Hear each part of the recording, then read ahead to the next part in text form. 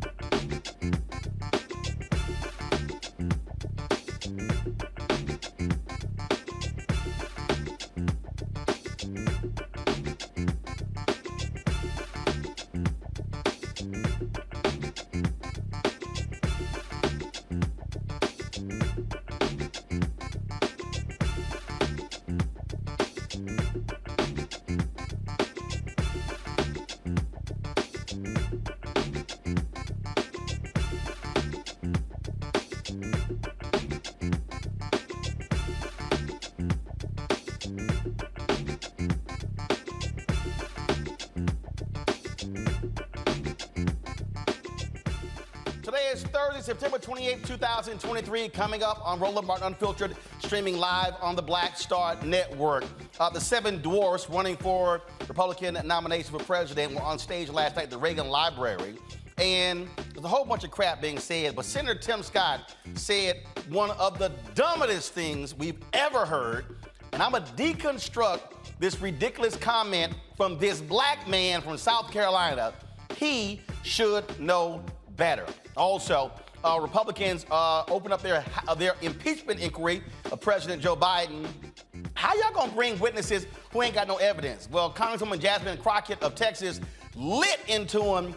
So did Congressman Jamie Raskin, and we're gonna show you all of that. Also, Vice President Kamala Harris was in Florida today, continuing her tour across America with various colleges and universities. We'll show you some of what she had to say.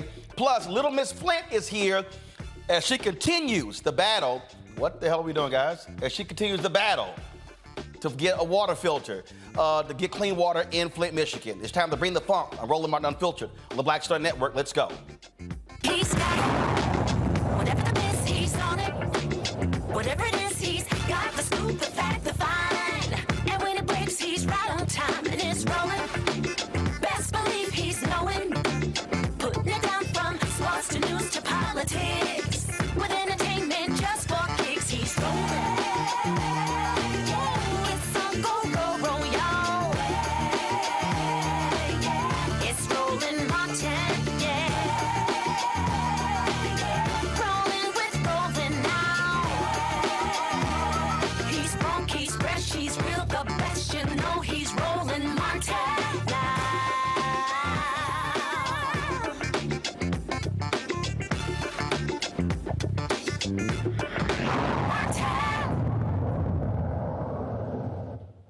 right, folks, last night, the Republican candidates running for president, except Donald Trump, 7 of them were on stage at the Ronald Reagan Library in Simi Valley, California, and a bunch of stuff was said, a whole bunch of shouting, yelling, screaming, a bunch of nonsense. Moderators could not control the debate.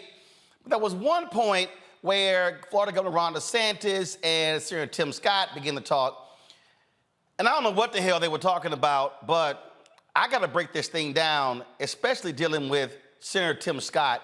He should know better. Watch this. Florida's new Black History curriculum says, quote, slaves develop skills which in some instances could be applied for their personal benefit.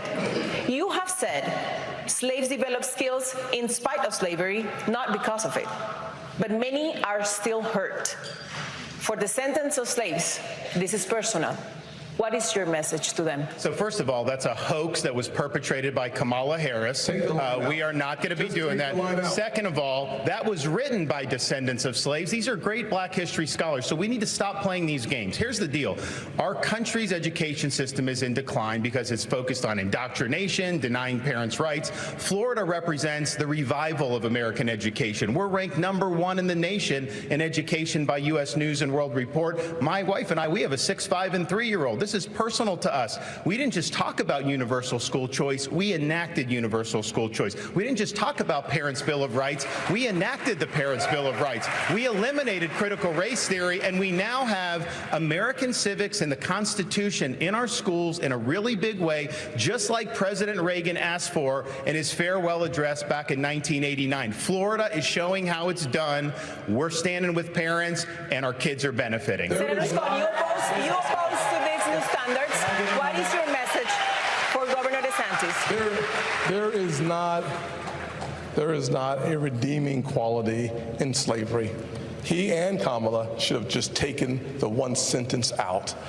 America has suffered because of slavery, but we've overcome that. We are the greatest nation on earth because we faced our demons in the mirror and made a decision. So often we think that all the issues, you talked about crime and education and healthcare, we always think that those issues go back to slavery. Here's the challenge though. Black families survived slavery. We survived poll taxes and literacy tests. We survived discrimination being woven into the laws of our country. What was hard to survive was Johnson's Great Society, where they decided to put money, where they decided to take the black father out of the household to get a check in the mail, and you can now measure that in unemployment, in crime, in devastation. If you want to restore hope, you've got to restore the family, restore capitalism, and put Americans back at work together as one American family. Our nation continues to go in the right direction. It's why I can say I have been discriminated against, but America is not a racist country. Never, ever doubt who we are. We are the greatest country on God's green earth. Okay. Let me go to my guest first. David Pate, visiting associate professor at the University of Wisconsin-Madison, joins me right now. Doc, glad to have you on the show. There is so much that I'm about to deal with. I'm going to be real nice while you're here. I'm going to have my say after the fact. So let's deal with Senator Tim Scott, starting with this. Oh, we survived slavery. Actually, no. I'm going to go before that.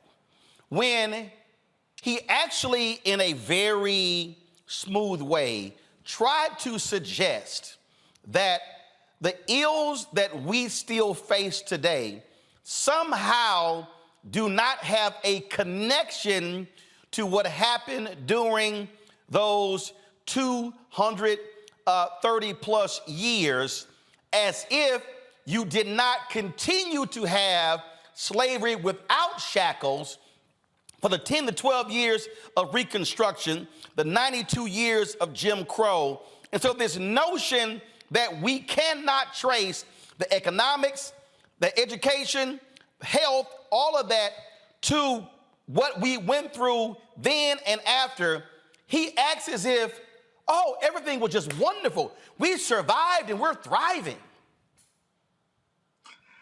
The devil's in the details, that's for sure. He's not acknowledging... The details or a history book? The history book and the details are both being denied here. You know, the one thing that always gets me is people don't recognize that, or don't want to recognize, that those who came over and colonized this country had 500 years to be the best they can be. When one group of people weren't given citizenship rights to the 13th, 14th, and 15th Amendment to be the best they can be, and they've only had 150 plus years to do that. But people are expected to ignore all of the atrocities and the discriminatory behavior that has followed even the right to citizenship with the 14th Amendment. So not acknowledging any of the history around the Homestead Act or the racial wealth gap or current median income or discriminatory practices is just ludicrous and not being honest. And not only that, and I'm going to come back to the Homestead Act because I want to play what MLK had to say about that. He talked about surviving poll tax. Literally, the day before, the Republican right-wing Supreme Court refused to hear the emergency appeal of the state of Alabama, who literally was trying to destroy black representation by not creating a second congressional district the day before. And so when Tim Scott stands there and acts as if we still are not dealing with the after effects of white folks trying to deny the right to vote, as if, oh, we survived that. Bruh, we were dealing with it the day before the debate.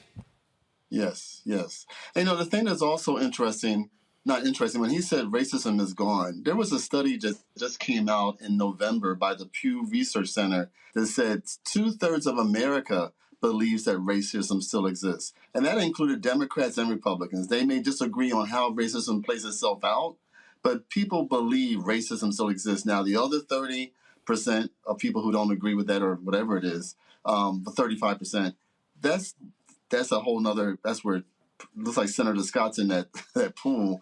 But there is valid evidence that shows people believe it's there. They may not believe it's structural. They may believe it's individual. But racism is existing. And racism is in the soil of America, whether we want to admit that or not. Well, I think part of the deal here is that Tim Scott is sort of thinking and operating like many white Christians in this country. Anthony, go to my iPad. This is what you were talking about. Pew, white Christians say too many see racism when it's not there. New poll finds. So that poll you're talking about, other folk are saying, no, we see racism. Tim Scott is staying with those same white evangelical Christians, right wing, who say, we don't see it. Well, they don't feel it. It's not happening to them. So that's why they don't feel it, but it's there. And people know it's there. I mean, we don't want to admit that how this country was defined, how this country's been built on the backs of people who were black or were enslaved. And they don't want to admit that we've had to have constitutional laws to make people full citizens. And it still is a consistent issue of concern for people who live particularly in the South, but all over America. Even in Wisconsin, this issue of having to have your ID to go vote is a real issue of looking at a poll tax in a different way. It's still a poll tax. It still has the tenets of what a poll tax is, because not everybody has a driver's license, particularly when you're in a state like Wisconsin, where you have the highest level of black male incarceration, and oftentimes it's hard to get that driver's license to get your ID to be able to vote. So there's various other ways that are not always as visible, but they still are providing the same practice of I do not see you as my equal. Yep. I see you as less than, and I support that in whatever way that maintains my position of superiority. You mentioned MLK, you mentioned the Homestead Act, and this is the MLK Republicans are never going to repeat. They love talking about content of character and all that sort of stuff. But you're never going to hear them play this MLK quote at any of their events. And to be honest with you, not many black folk would do the same. Go to my iPad, Anthony. At the very same time that America refused to give the Negro any land, through an act of Congress, our government was giving away millions of acres of land in the West and the Midwest, which meant that it was willing to undergird its white peasants from Europe with an economic floor. But not only did they give the land, they built land-grant colleges with government money to teach them how to farm. Not only that, they provided county agents to further their expertise in farming. Not only that, they provided low interest rates in order that they could mechanize their farms. Not only that, today many of these people are receiving millions of dollars in federal subsidies not to farm, and they are the very people telling the black man that he ought to lift himself by his own bootstraps. Now, Doc, here's what I find interesting, Doc. You heard MLK in that very speech there talk about land grant colleges and universities. Next Tuesday in Tennessee, the students there are going to be holding, I'm going to show it in a second, students there are going to be holding an event, a town hall there, demanding the billions of dollars that they are owed.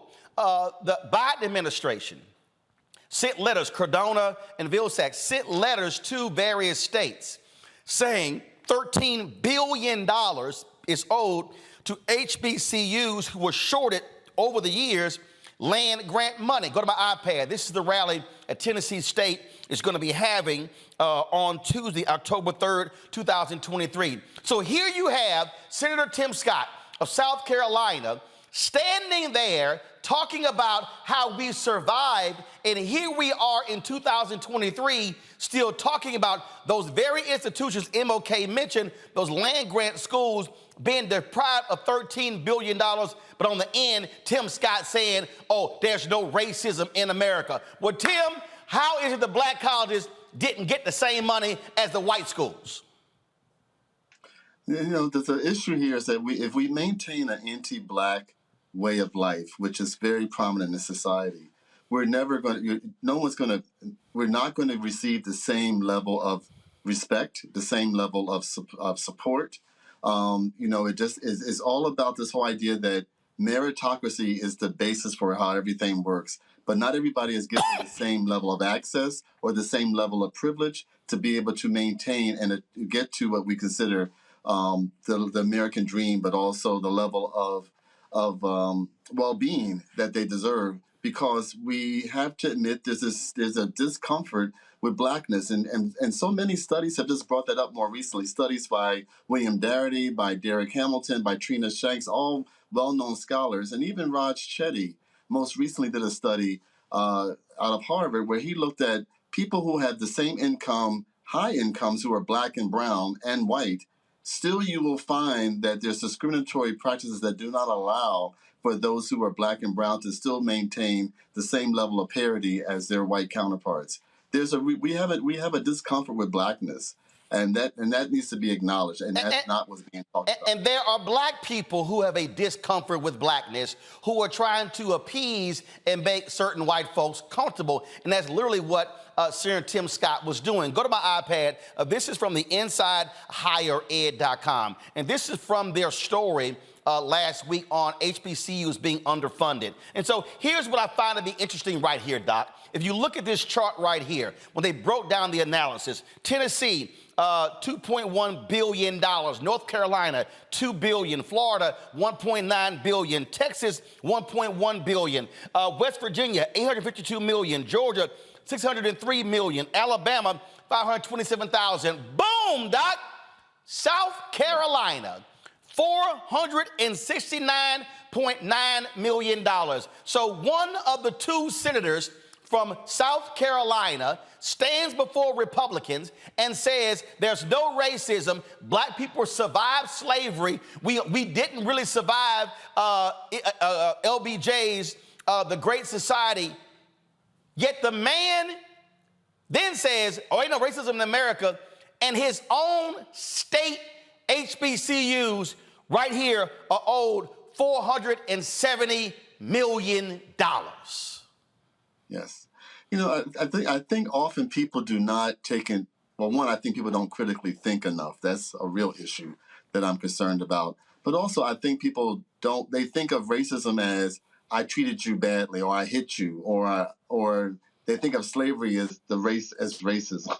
They don't think of practices that are structural, that makes it difficult for those who are socially constructed as Black or brown, or Latino, however people define themselves, as being, and also they are put into this category of being undeserving, which has been a reality for people since people were brought to this soil as enslaved people, and denied the same privileges. And we see it a lot with, even more recently, with immigration practices directed at those who identify as Mexican.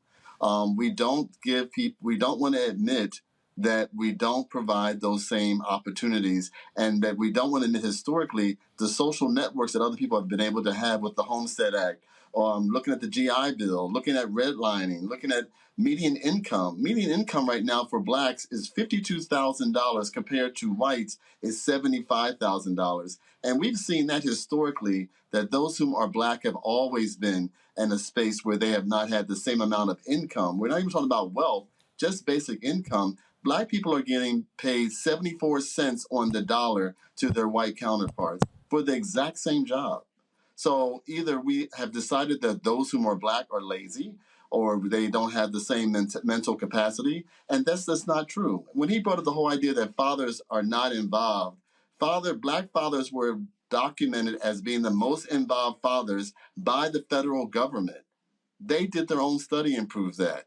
So again, the devil's in the details, and read your history book. Read your own data that comes out of the government which you represent. Oh, but Dr. Pate, hold up. How about read your own history?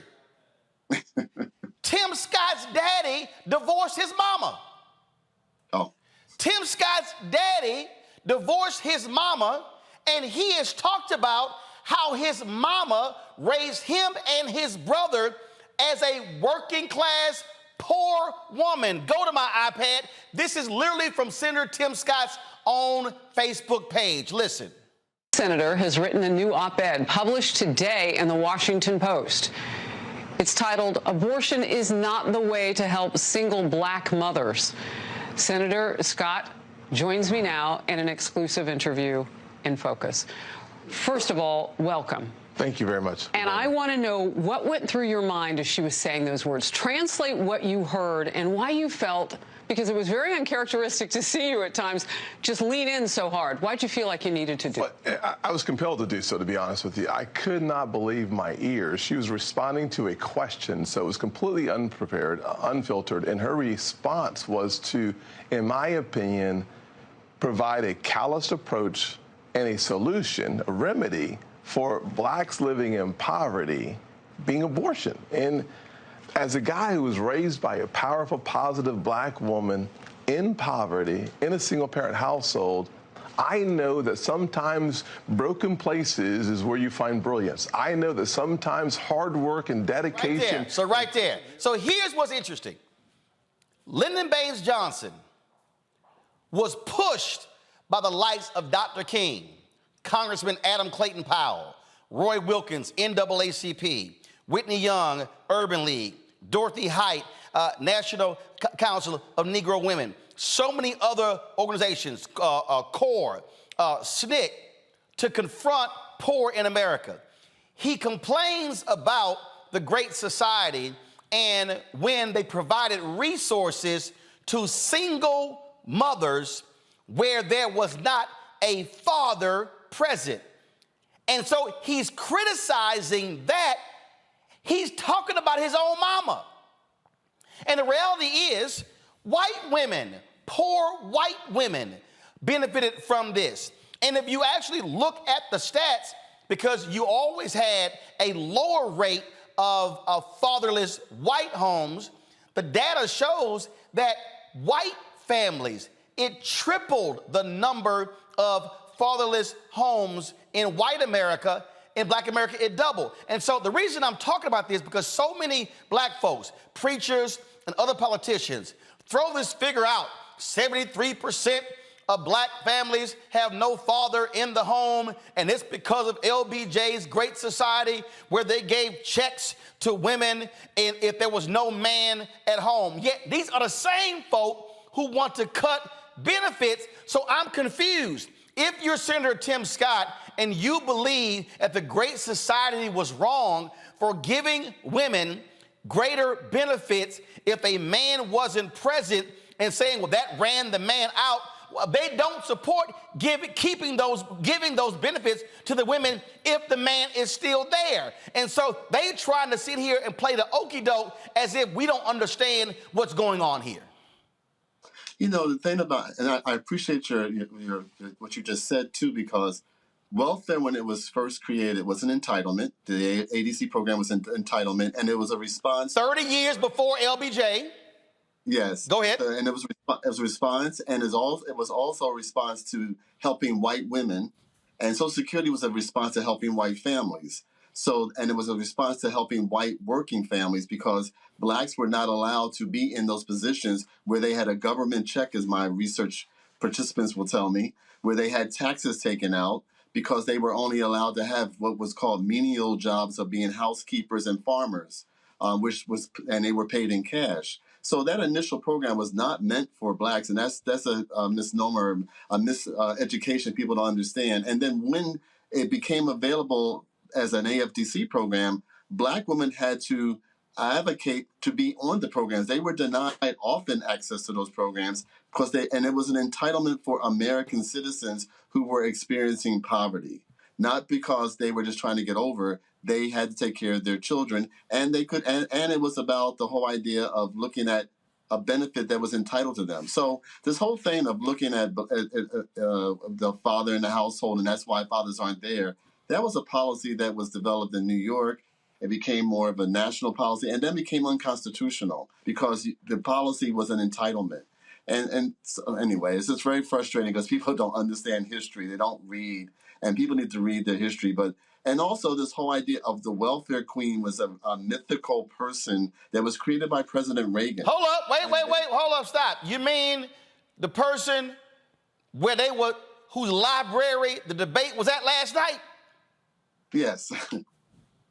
Go ahead. I mean, the woman, Miss Taylor, who was the welfare queen in Chicago, was someone who was a criminal. And people can be black, white, Asian and be criminals, but they decided to focus on this one white black woman as the image of what welfare became. And therefore, people have now since believed that there's more people, and you said it, more people on welfare who are black. And the reality is there's more white people in this country who are poor because there's more white people, and more white people were on welfare. And I think we don't, and that's just a simple reality. And see, Doc, here's the thing that I would just love, because see, Tim Scott, he ain't coming back on this show. Because see, he barely wanted to come on my TV One show because it's too much heat. This is what I would say to Tim Scott. Tim, why was your mama in poverty? Exactly what was happening in America where your mama was in poverty? And so here's a black man standing up, oh, I was raised by a powerful single woman who was in poverty, working class, and me and my brother were able, they saw the brilliant, first of all, it was a whole bunch of brilliant black people who were brilliant in poverty. But what a Tim Scott will never address is why his mama was in poverty. He won't address Jim Crow. He won't address that black folks were frozen out of many city, county, state jobs, federal jobs, frozen out of corporate America. Black folks who were brilliant minds, who were reduced to being janitors and garbage collectors. He ain't gonna talk about what the garbage workers in Memphis were being paid when Dr. King went there in 1968. He's not going to talk about why folks were in poverty. He won't even address why there was a great society from President Lyndon Baines Johnson. He's not going to talk about before the very people there that the same person who they're praising, Ronald Reagan, was standing against selling homes to black folks in California. They ain't gonna talk about any of that. Oh, I'm sorry. He ain't gonna talk about redlining and that it was the realtor industry that created that, which had a direct impact on black wealth. No, what they want to keep doing is saying how, the Great Society was a failure. Well, if you gonna call the Great Society a failure, Doc, you got to call all of those government welfare programs that Franklin Delano Roosevelt created for white folks in West Virginia, Tennessee, Georgia, where they literally were funding stuff for them to build and was like, yo, just build some stuff because we got to get these folks working. And it was white folks who were benefiting from that, and those white folks were able to get jobs. They were able to sit here and buy homes and send their families to school. But it's amazing how we forget the white folks who got welfare, but he wants to focus on the black mothers who got checks under LBJ. And that makes it easier for him because people believe that particular myth. And they don't want to look at historically what has been done for people like you just said. And I think it's unfortunate because we need to really get better at educating everybody, black and white and brown people, about how this country has really caused harm for some families in their ability to really move to a place where they're financially secure and economically well off. Because it's not because they're lazy, it's not because they don't want to work, it's because there have been purposeful practices that have been put into place that have not have allowed people to be all they can be, particularly those who are black and brown. And he's running around talking about the opportunity zones when I had one of the preachers from Baltimore who was at the White House with him and Donald Trump, who came on my show the day they announced it, touting it, yet he came on the show 6 months later and said those same opportunity zones are an abject failure and not helping the people who are poor living in those areas. But then Tim Scott somehow is thinking that his opportunity zones are creating real opportunities for poor black folks right now, and we all know that's a flat out lie. Yeah. The other thing he said, too, that I thought was interesting, where he said capitalism is not alive and well, and we need to bring it back. Capitalism is definitely alive and well, and definitely working in the way that it's supposed to work. There are people who are very poor, so that some people can be very rich. That's the simplest way to look at it. But I just found some of his statements just to be just sound bites. They're not without any real substance to what is the reality of the world we live in. And the reality of the world we live in is racism is alive and well. It's in the soil of where we are, but also meritocracy is alive and well. And it works for some and not for others, based on the color of their skin and their gender and their sexualities in some cases, and how they tend to define themselves. It's just unfortunate. And I can guarantee you that all of mainstream media combined today will not spend as much time on this topic that we have. And that's also part of the problem because they ain't trying to have that conversation. Yeah, and it's a real conversation. And I really applaud you for all you've done to bring these issues to the forefront in the country that doesn't often want to have a discussion about race in a way that's unfiltered, so I definitely want to thank you for the opportunity to do that. Dr. David Pate, University of Wisconsin, Madison, we appreciate it. Thanks a lot. Thank you so much for the invitation. All right, gonna go to a break. We come back, we're gonna pick up on this. I know Reese and Lauren got something to say about this, and so we're gonna hear from them when we come back. Right here, Roland Martin Unfiltered on the Black Star Network. We ain't done with you, Tim Scott. On the next Get Wealthy with me, Deborah Owens, America's Wealth Coach, less than 5% of the top executive positions in corporate America are held by women of color. We know it's not because of talent. A recent study says that it's microaggressions, unconscious bias, and limited opportunities being offered to women of color.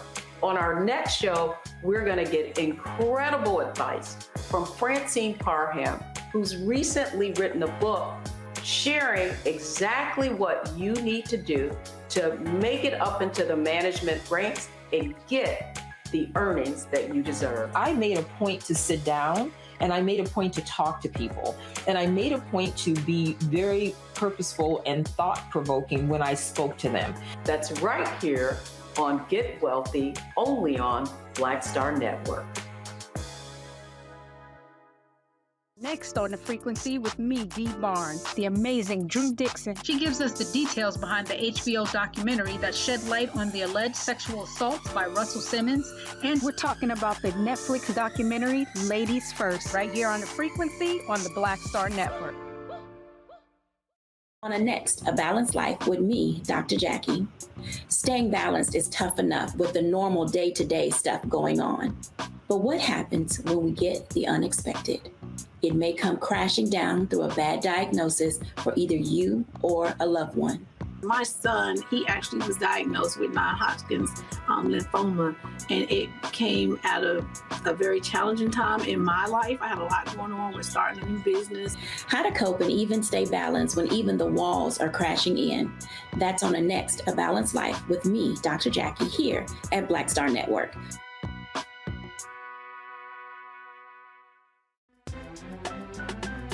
I'm Faraji Muhammad, live from LA. And this is The Culture. The Culture is a two-way conversation. You and me. We talk about the stories, politics, the good, the bad, and the downright ugly. So join our community every day at 3 p.m. Eastern and let your voice be heard. Hey, we're all in this together. So let's talk about it and see what kind of trouble we can get into. It's The Culture, weekdays at 3, only on the Black Star Network. Hi, I am Tommy Davidson. I play Oscar on Proud Family, Louder and Prouder. I don't play Sammy, but I could. Or I don't play Obama, but I could. I don't do Stallone, but I could do all that. And I am here with Roland Martin on Unfiltered.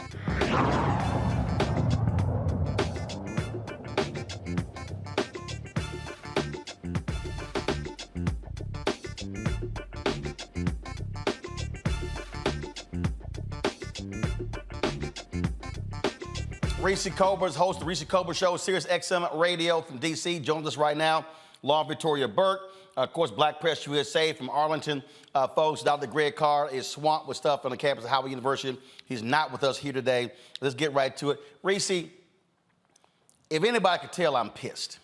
And the reason I'm pissed is because, one, what I cannot stand are Negroes who stand in front of white folks and do a dance.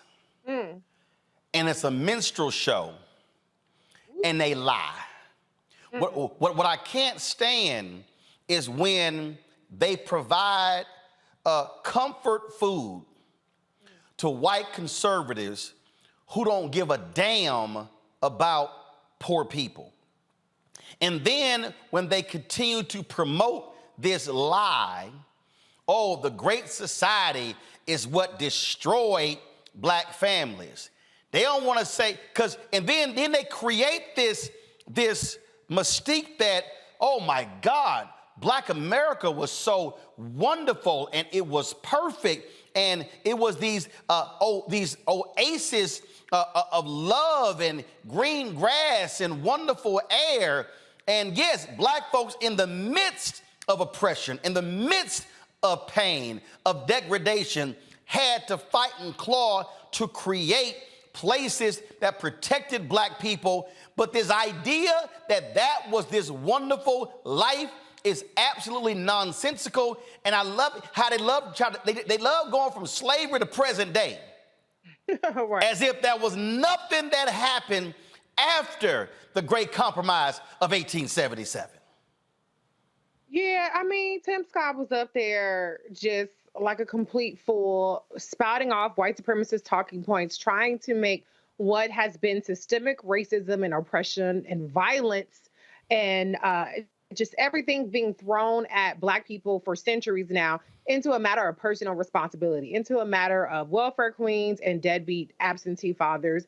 And it's just fucking ridiculous and it's offensive. It was ridiculous for him to say that black people survived slavery, like casually, oh, Black people survived slavery, but, you know, welfare was a bridge too far for us. Like, this is so, like, disgustingly, I don't want to say the C word. I'm going to say just, I'm trying not to call them any kind of slurs, but. Well, no, because I don't. First of all, you know, I don't. We don't do slurs. You know, I don't use it though. But I'm gonna call it what it is, and that is a lying, self-hating Black man. Yes, there we go. You put it better than I could without calling him a slur. But you know what I really want to hone in though, Roland, is, you know, the Republicans, the Steve Bannons, and these other people have been talking about getting the Black male vote, talking about how, well, Tim Scott, if he were the presidential nominee, he could, you know, knock off enough votes from Biden. I don't fucking think so. I don't think that Black men listening to what Tim Scott had to say, throwing Black men under the bus as being deadbeat dads who are the ruin of the Black community, found anything appealing or attractive about what Tim Scott had to say, or any of the people on that stage had to say about Black people or about Black men specifically. See, Lauren, this is why, and I need people to understand this. My daddy texting me right now. I'm 55 next month. My brother 56 next month. My parents celebrated 56 years of marriage in June. So I ain't no Black man. I ain't got no my daddy was never in my life story. I ain't got one of those. Right. My grandfather was married to my maternal grandfather was married to my maternal grandmother, I think it was 44 years. They lived 8 blocks from me. So he died when I was 15. So the first 15 years of my life, I had my daddy, I had my grandfather, and my mama had 4 brothers. So I had uncles, Black men who were, so all I saw growing up were married Black men taking care of families. But even though I saw that, I need people to understand that we were not poor, we were not rich. Mom and daddy never made in their life combined more than $50,000. I saw Black people in Clinton Park in Houston who were poor. I saw that. And so what angers me is when Tim Scott stands there and wants to assign blame to the Great Society when the Great Society, let me remind Tim Scott, was launched in broke-ass West Virginia, where you don't even have 5% of Black people. Bill Withers is from there. T.D. Jakes is from there. You ain't got that many Black folks in West Virginia. LBJ didn't launch it in the Mississippi Delta. He didn't launch it in the Black Belt of Alabama. He went to broke, uneducated, no teeth, no health care, no jobs, cold field lung, West Virginia. And he stands there at the Reagan Library. And all these rich Republicans sitting here saying, say that, Tim. Yes, Tim. Yes, absolutely. Yes, Tim. We agree with you. And they don't give a damn about poor people when the same House Republicans advanced a proposal this week that cut heating assistance, that cut nutrition to mothers and children, that cut Pell Grants. So Tim Scott, don't you stand there and have the audacity to talk about the poor and the money that went to them and fatherlessness when your own party today don't give a damn about poor people. Yeah. Well, Roland, I mean, to your point, your first point, I feel the same way. Anytime I hear these criticisms of Black males, I always have to wince and think to myself that something is really wrong. My dad was a huge provider, as were all my other male relatives, and my neighbors, and even now, you know, my Black male friends. I mean, they're carting around their kids to sporting events.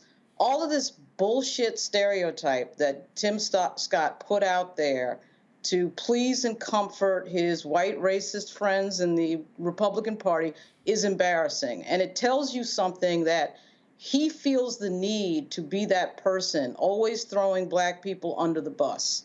You know, I've never trusted anybody that hates the group that they are in. And of course, these Republicans, they need him for that messaging because, of course, they don't want to say it themselves. And the fact that the only black people that they like are the black people who hate other black people is a major tell, that he's standing on the stage talking about the Great Society somehow being harder than slavery, when we all know that the Great Society was, in fact, responsible for Head Start. One of the biggest success stories in the government is, in fact, Head Start, the Job Corps program. Obviously, 64, 65, LBJ signed the Voting Rights Act, and also the Great Society improved unemployment.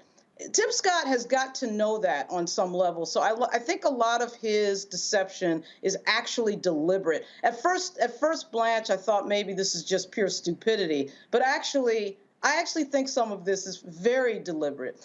On top of everything else, I'm sure the two of you, Reese and Roland, have probably been to South Carolina. I've been to South Carolina because, of course, it's a major primary state. And I can remember the first time I went there in 2008 when Barack Obama was running for president.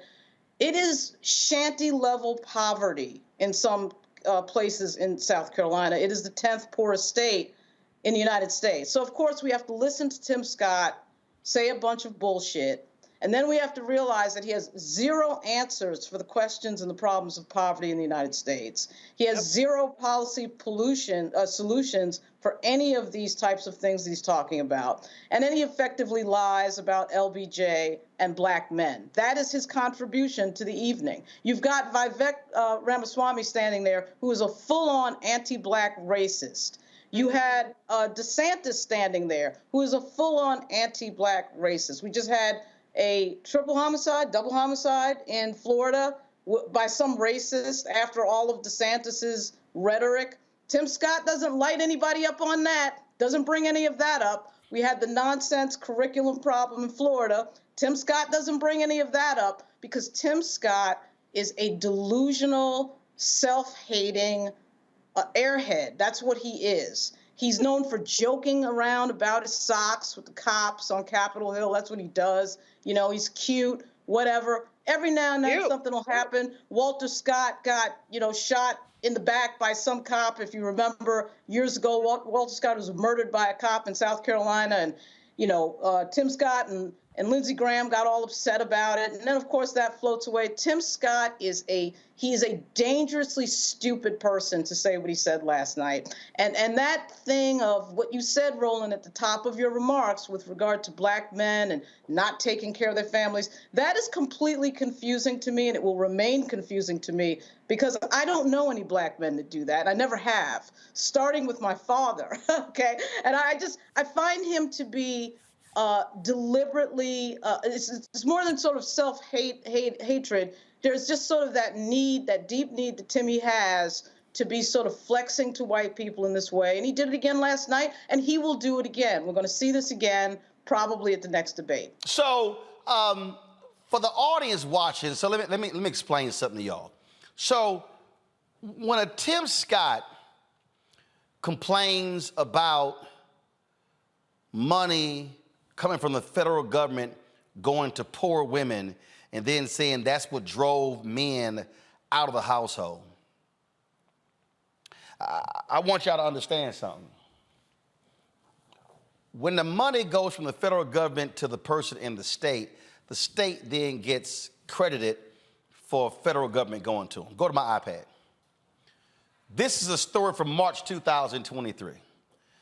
2023's most and least federally dependent states.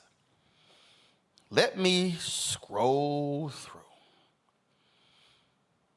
In order to find out exactly how big the difference in federal dependence is from state to state, Wallet Hub compared the 50 states in terms of 3 key metrics. Main findings. Y'all see that map right there? Y'all see the one right here? The one represents the folk who get the most money. That's the dark green. The lighter you go represent who gets the least money. Oh, what happens when so look at this map here. Y'all see little states and light, then you see some dark. You see dark right there, dark there, dark there, dark there, dark, dark, dark. What we have in common? Southern states. So let's go right up. Look at this here, Kentucky. Look at this right here. Let's go right there, West Virginia, South Carolina. South Carolina ranks number 7.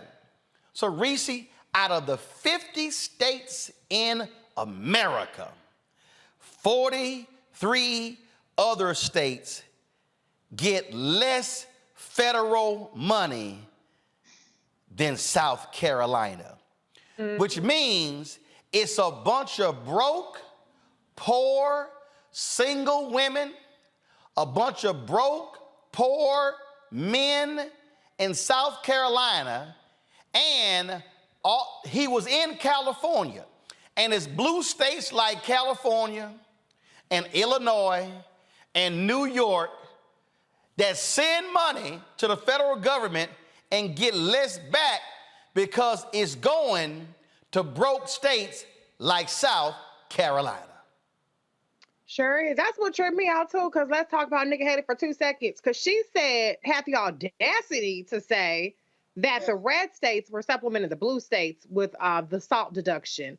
I think the hell not. As a matter of fact, it's the other way around. And the Trump tax scam, which Tim Scott bragged about all night, about how he got all these people tax cuts. My taxes went up. Hold up, Reese, we can help you out. Go to my iPad. 50 is New Jersey, 49 is Washington State, 48 is Utah, Kansas, Illinois, California, Massachusetts, Iowa, Delaware, Nevada, Colorado, New York, Wisconsin, North Carolina, Nebraska, Ohio, Florida. It's a whole lot of blue states down there that's not getting a lot of federal money. Nikki Haley, sit your ass down.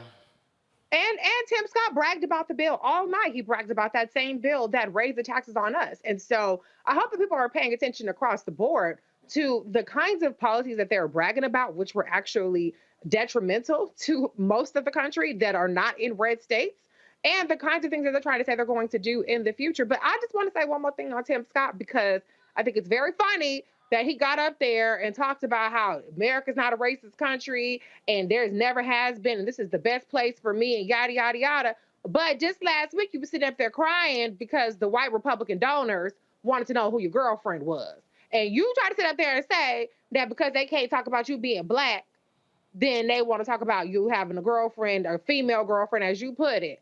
I don't think so, Tim Scott. Don't try to pull black people into your inability to answer questions about who your female girlfriend is, your Christian female girlfriend that you supposedly have is. Don't bring black people in it. The same way, don't bring black men into what has been systemic racism since slavery. Don't bring single black women into what's been systemic racism until slavery. Don't pick and choose when you want to see racism from Republicans or from this country, and you only apparently see it when it comes to you not, or maybe, who knows, having a girlfriend. And to Reese's point, go to my iPad. Senator Tim Scott says people point out that he's single because they can't say I'm black. Well, Tim, who's people? Because ain't no Democrats or progressives. They don't give a damn if you got a girlfriend or not. They ain't talking about that.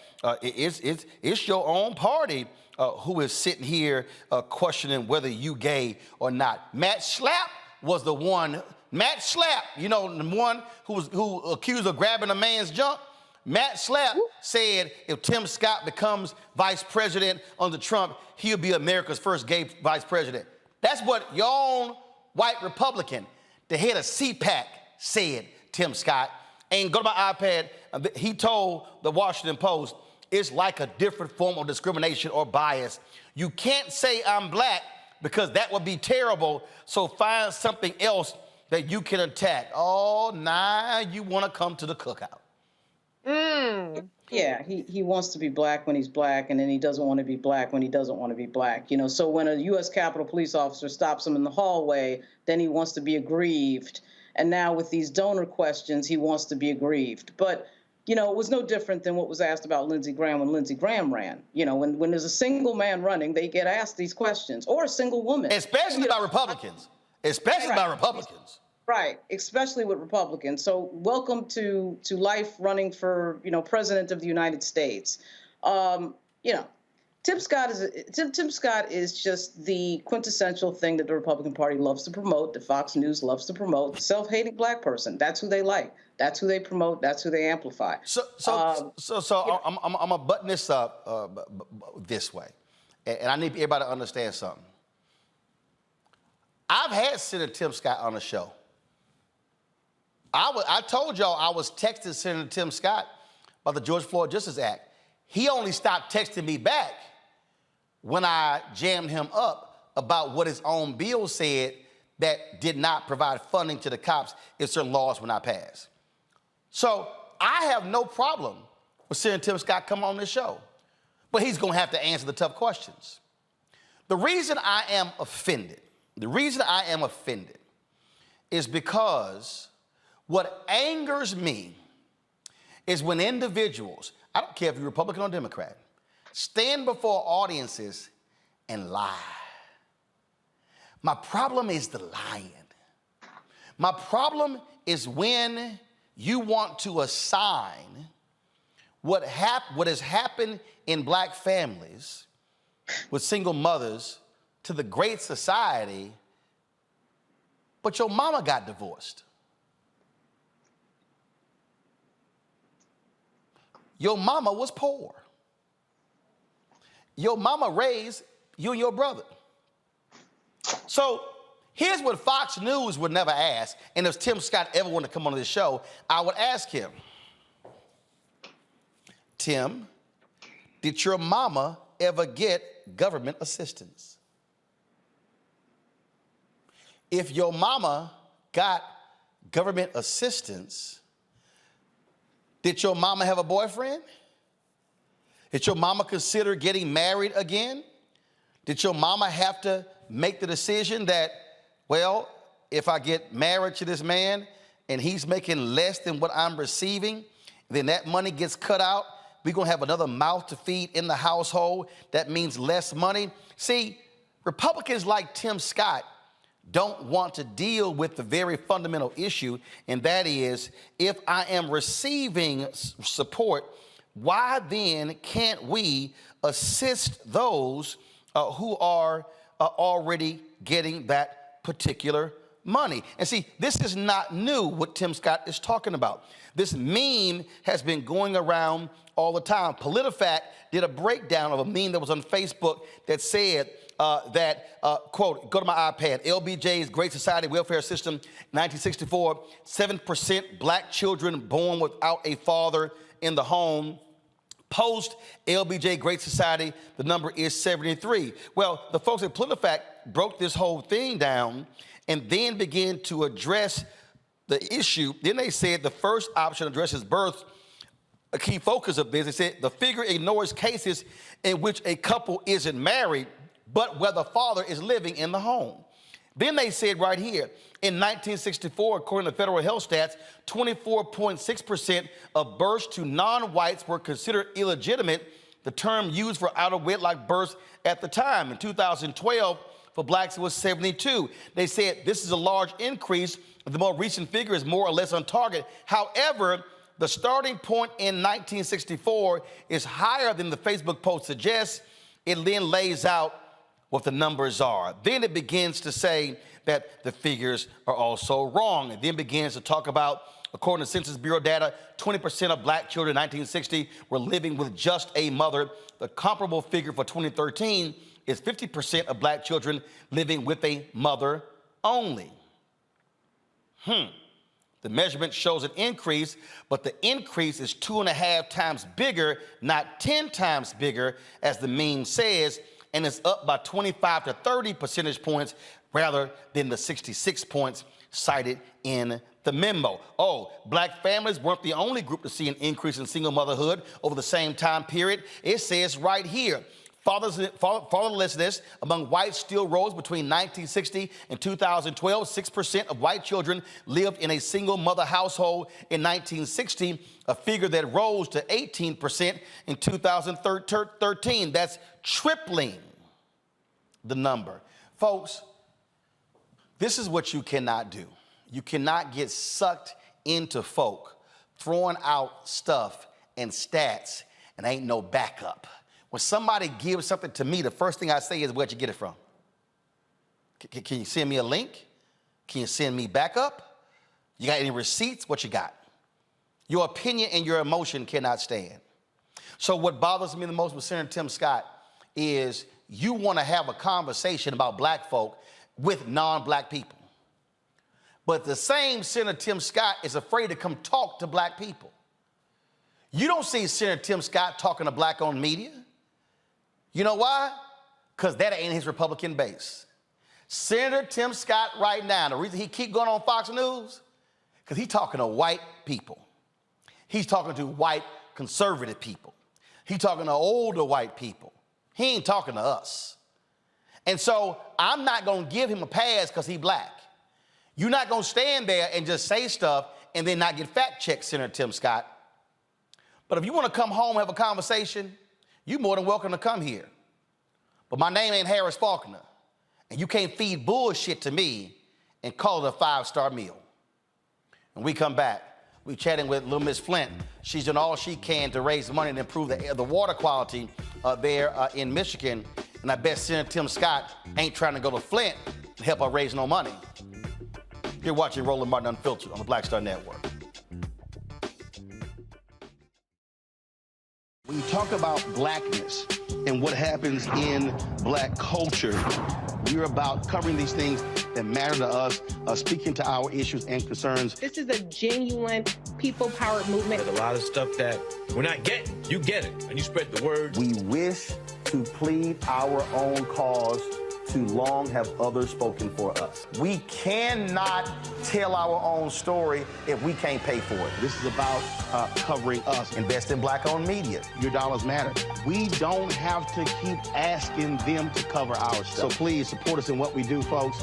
We want to hit 2,000 people, $50 this month, raise $100,000. We're behind $100,000, so we want to hit that. Y'all money makes this possible. Checks and money orders go to P.O. Box 57196, Washington, D.C. 20037-0196. The Cash App is $RM Unfiltered. PayPal is R Martin Unfiltered. Venmo is RM Unfiltered.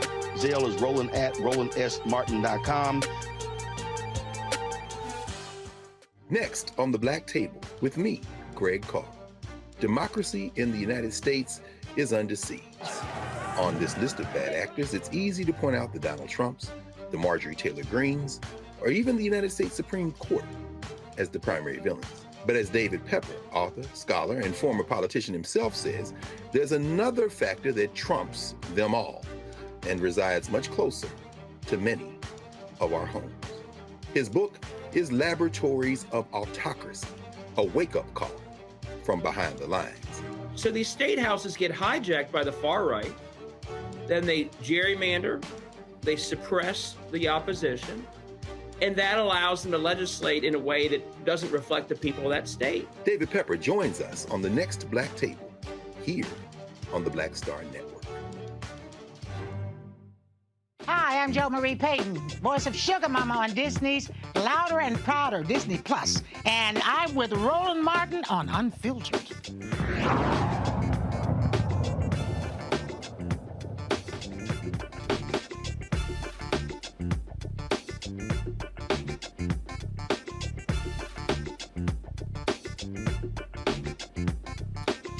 It's been 9 years since the Flint water crisis became a national tragedy.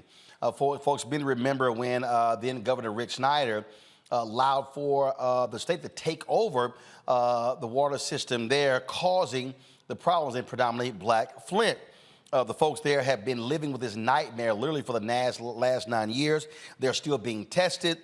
They still are dealing with the issue of replacing pipes, you name it. And so our next guest, she has been very much involved in this fight. You've seen her on social media. She goes by Little Miss Flint. She's been growing up before our very eyes. And so, of course, she became known to a lot of people after meeting President Obama. That video right there, well, that ain't how she look now. Like she growing up right before our very eyes. Mara Copeny joins us right now. How you doing? Hi. Good to see you. First of all, how old are you now? I'm 16 now. Isn't that so crazy? Oh, that's absolutely crazy. So you've been tweeting, and every time I see one of your tweets, I retweet it. You're out there raising money, and so tell folks, what are you raising money for? So I'm raising money for my water filter. All right. So explain, what is your water filter? So, as you know, I have my very own water filter.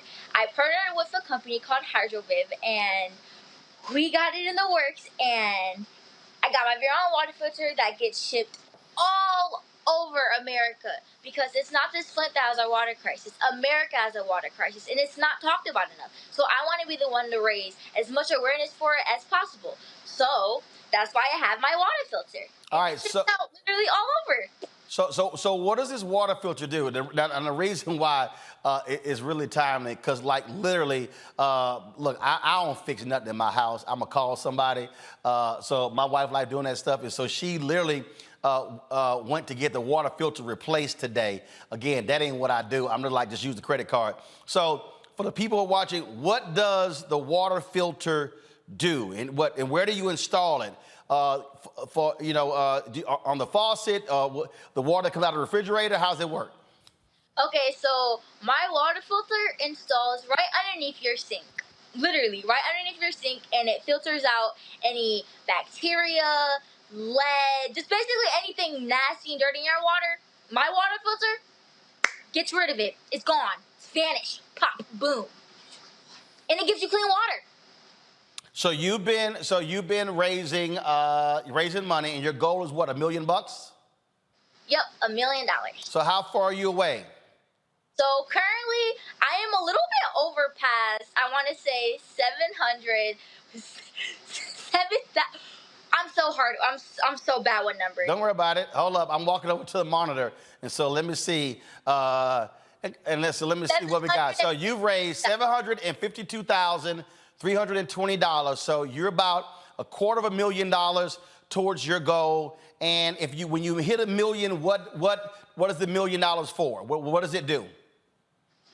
We're just gonna, once we hit that goal, we're gonna keep on shipping out my filters all over, because that is primarily my main top goal. I just want to get my filters out so everybody has clean water, because nobody deserves to have dirty water. Literally nobody. What does the filter cost? It's free. So right. So you're shipping out free, but if there's somebody out there who wants to buy the filter, can they? $200. I know it's a little bit much, but $200. Yeah, but the reality is a lot of people spend money buying bottles of water, and so if you can get clean water out of your faucet, then you're not sitting here polluting the environment by having all those plastic bottles. Yep. All right. So where can people go buy the filter or look at the filter? What's the website? Hydroviv.com. It's on hydroviv.com. Hydrovent.com? Hydroviv. HYDO. I'm bad with spelling. Hydroviv. I hear your mama whispering. Tell Lulu, hey. I hear. Tell her I said, hey. I hear her whispering. All right, so go ahead and spell it. Okay. HYDROVIV.com. I don't know why that was so hard for me. All right, y'all put a graphic together. Questions from our panel. Lauren, you first. Is there a goal number that you're trying to reach? You really have raised a ton of cash, which is great. But are you just going to do it forever, or is there a particular number goal you're trying to hit? Well, you want to hit $1 million, right? But if you hit $1 million, you're going to keep raising? Yeah. Oh, yeah, of course. I would literally never stop. Never. I'm not going to stop until Flint is fixed. Oh, wow. Literally, nice. period. Now, do y'all have are y'all keeping account how many people in Flint have the filter? I think a few people here have it filtered. A few. Wait, is it a few? It's way more than a few. See, I should be keeping up with that for real. She said it's way more than a few. I believe her. There's over 1,000 of your filters here in the city. For real? Why didn't I know that? So more. Yes, Mari, you are live. Yes, we're live on the air. So this is not tape. So more than 1,000 folks have your filter there in Flint. How many filters have y'all shipped across the country? Ooh, how many have we? It's been quite a few. Yeah, it's been. It's been quite a few. We ship pallet loads. Yeah, we ship pallet. She said we ship pallet loads cross country. So we ship them between like 200 to 300 filters at a time, and they're literally everywhere. Everywhere. All right, Reese, go ahead. I love your energy. I love your spunk. It's so sweet and adorable. And your dedication. For students and people your age, you're 16, you're not even 18 yet. What do you say to them to get them involved civically and in their community, even though they can't vote yet? Well, I can't vote yet either. And I'm just going to say what I always tell everybody. Like, not everybody, but like every kid that's my age and younger that wants to get involved with doing activism work and try and help with their community, just speak up about it. Speak up about it, because you never know who's listening. I mean, that's literally what I did. I didn't know if anybody was going to listen to me, and now look where I am. I wouldn't be doing this interview if nobody listened to me. So that's why, like, you really have to speak up, use your voice, because nobody's going to be able to hear you if you don't use your voice. And I promise you, if you use your voice, somebody's going to give you a seat at the table. It doesn't matter who. Somebody's going to give you a seat at the table. And you never know who's watching. It could literally be a whole celebrity, or it could be a classroom full of little kids. It could be either or. You really never know. You don't know who's always going to support you until you start doing what you're passionate about. So literally, speak up and literally be confident about it. Be confident about it, because if you're not confident about it, then guess what? It's not going to go the way that you imagine or think or dream about how it's going to go. So you really, literally, like Nike, just do it. Just do it. Literally, just go for it. So if you go to Little Miss Flint on Twitter, this tweet here was pinned 4 years ago today. And so you see the photo that is on the page. And so you see the sign she's holding where she says, not Flint has a water crisis, but America has a water crisis. And we've seen these problems all across the country. So it is important. So my whole deal, again, I'm telling you, my wife was looking for a water filter. So I'm gonna send her a text. I'm gonna say, yo, go buy one here. You ain't gotta send us a free one. We can afford to buy one. But you're absolutely right. Not only are you getting clean water, but it also, and I'm sure Mustafa Santiago Ali, with our environmental activist, will be happy. This also cuts down on folks buying water bottles. And so if you got your one container, you can now have clean water coming right out of your faucet using your filter. And so it's great that you're doing that. Folks, follow her on Twitter. Again, if you look at it, she's got, 141,000 followers. Her website is MARICOPENY. So check that out as well. And please, folks, support her work. Like I say, every time I see one of her tweets trying to hit her goal, I always retweet that. So that's the GoFundMe right there. So go check that out. This is her website right here. And so all the information right here is on the site about information. Also helping me give back. You're going to have to take some new photos because you're bigger now. Oh, yeah, I got to take some new cute photos. Absolutely, absolutely. And so all information is right there on the site. Mario, we appreciate it. Keep up the good work. And I know when you come of age, you're going to be the first one in line to vote. Oh, of course. You already know it. All right. Well, appreciate it. Thanks a lot. Oh, thank you so much. And tell your mama hi, no, she's talking off camera. Will do. All right, be well. I'll tell you right there, Reese, that's the kind of energy we need. Look, in Texas, in 2022, 75% of voters 30 and under did not vote. Mm-hmm. Sisters like her can't wait to vote, to use their power, and that's actually what we need to see more. And look, there are a lot of young people like her across the country, but we need more folks like her who say, you know what, I want to do my part to seize control, and if I can't vote, I'm gonna do what I can right now to be able to change this country. Absolutely. I love her confidence, her energy, her authenticity. Y'all in the chat, stop talking about the girl, because she is a 16-year-old child who's very active. And she came up here and she showed her full self. So I would just be so proud if my daughter was on your show, 14 years from now, talking about her activism, playing with her hair, saying and having a high-pitched voice. I thought it was just so lovely. It's such a breath of fresh air after the madness that we've been talking about. It's grown people who are articulate and can sit up there and buck dance and say whatever kind of lies. And then you have this young, energetic, very active Black girl who is actually making a difference in her community. So I salute her in all her authenticity. And I want to see more young Black girls and young Black boys out there showing up as their full selves, making a difference in our communities. Lauren? Yeah, I mean, it's nice to see somebody with a policy solution, right? Instead of complaining all the time, which is what we get from a lot of our elected leaders are just complaining about things with no policy solution whatsoever.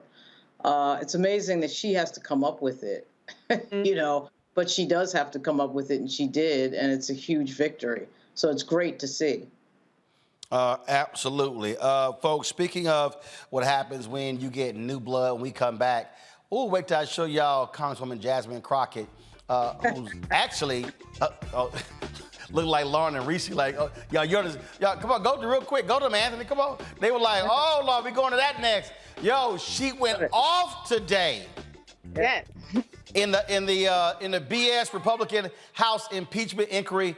Y'all know I gotta play the video, not only because listen, I still got a house. So in the district, I voted. I'm a constituent, so she ain't just a member of Congress. I'm a constituent. Oh, I can't wait to show y'all this video. That's next on Roland Martin Unfiltered on the Black Star Network. You too, folks, hit that like button, y'all. We should be at 2,000 likes every single day we do this show. We also need you to support us when we do this show. I keep telling y'all. Let me tell you something right now. Don't go to it yet. I'm telling y'all right now. I had a potential advertiser tell me that the reason they didn't advertise is because they didn't like one of my commentaries about a Republican politician. And I said, but I see y'all ads on Fox News. So I need y'all to understand, there are companies out there, car manufacturers, all these different people out there right now who do not support Black-owned media, won't give us any advertising dollars, will not support us at all. They come up with all these excuses as to why they can't buy ads and all that sort of stuff. And they do it all the time. All the time. That's why we're going to have, folks, next week, another special edition of Roland Martin Unfiltered. Go to my iPad. But we're going to break down part 2 of hashtag I'm Not Satisfied and how corporate America and white-run ad agencies are destroying Black-owned media. That's going to be next Wednesday. When we broke that thing down, y'all, in May, I'm going to give y'all an update. And I'm going to tell y'all of the companies that are now advertising with us.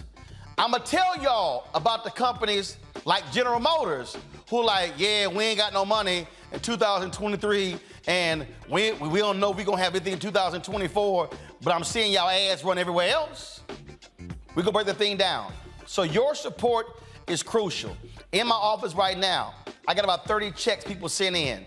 So people are sending us money on PayPal, on Cash App, Venmo, Zelle. When I tell y'all we have to raise $1 million a year from our fans, I'm not joking. Our expenses are $195,000 a month. That's for this show, the staff, the office space, the Comcast business, high-speed internet, the app. Our OTT app alone is $161,700. I walk through y'all all of the expenses. And so when you hit that goal, and the goal is to get $20,000 fans giving on average $50 each, which is $4.19 a month, 13 cents a day. What that does is that allows us to be able to breathe, not make cuts, give you high quality news, because guess what? Ain't nobody else in the black-owned space doing what we do. Let me be perfectly clear. Ebony not doing this. Essence is not doing this. Blavity is not doing this. Revolt is not doing this. Byron Allen's Griot ain't doing this. And they got 2 news shows, 1 hour each, but you get this show 2 hours a day. You get Faraja Muhammad's show 2 hours a day.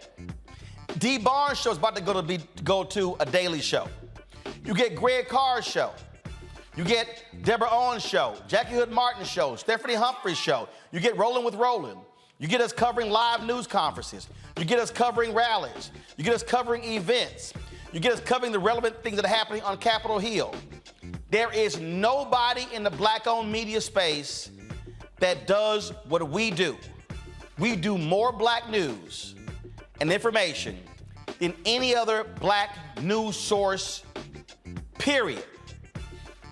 Not Shade Room, not Jasmine Brand, not Ball Alert, not The Source, not Hollywood Unlocked, nobody. So your support is critically important. Send your check and money order, P.O. Box 57196, Washington, D.C., 20037-0196. Cash App, $RM Unfiltered. PayPal, R Martin Unfiltered. Venmo is RM Unfiltered. Zelle, Roland at RolandSMartin.com. Roland at RolandMartinUnfiltered.com. Be sure to get a copy of my book, White Fear, How the Browning of America is Making White Folks Lose Their Minds. Available at bookstores nationwide. You can also download your copy on Audible, the audio version on Audible. You can also watch us on Amazon News. Of course, on Amazon News, you can simply go to Amazon Fire, or you can tell Alexa, hey, play news from the Black Star Network. So you can do that as well. And so we appreciate if you do that.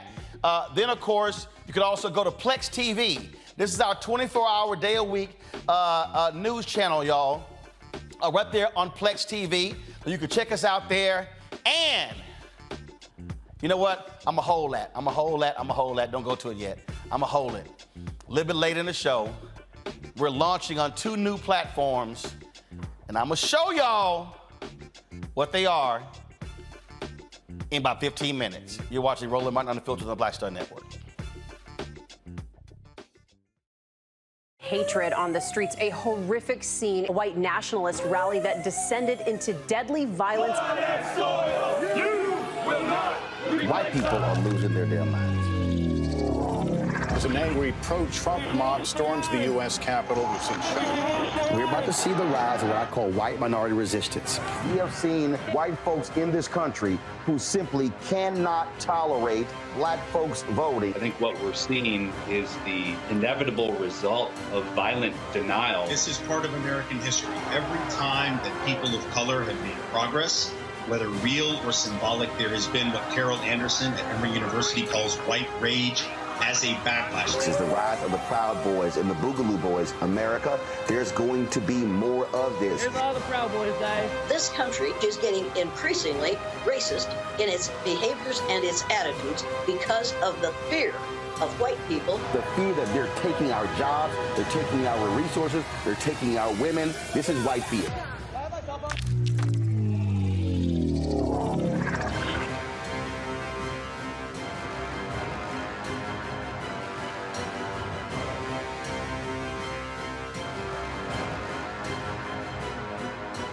On next, A Balanced Life with me, Dr. Jackie.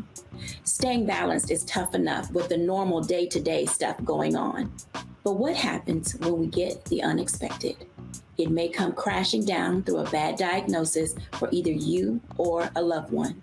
My son, he actually was diagnosed with non-Hodgkin's lymphoma, and it came at a very challenging time in my life. I had a lot going on with starting a new business.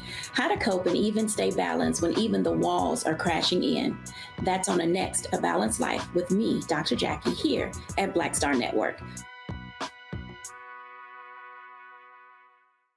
My name is Lena Charles, and I'm from Opelousas, Louisiana. Yes, that is Zydeco capital of the world. My name is Margaret Chappelle. I'm from Dallas, Texas, representing the Urban Trivia Game. It's me, Sherry Shepard, and you know what you watch. Roland Martin on Unfiltered.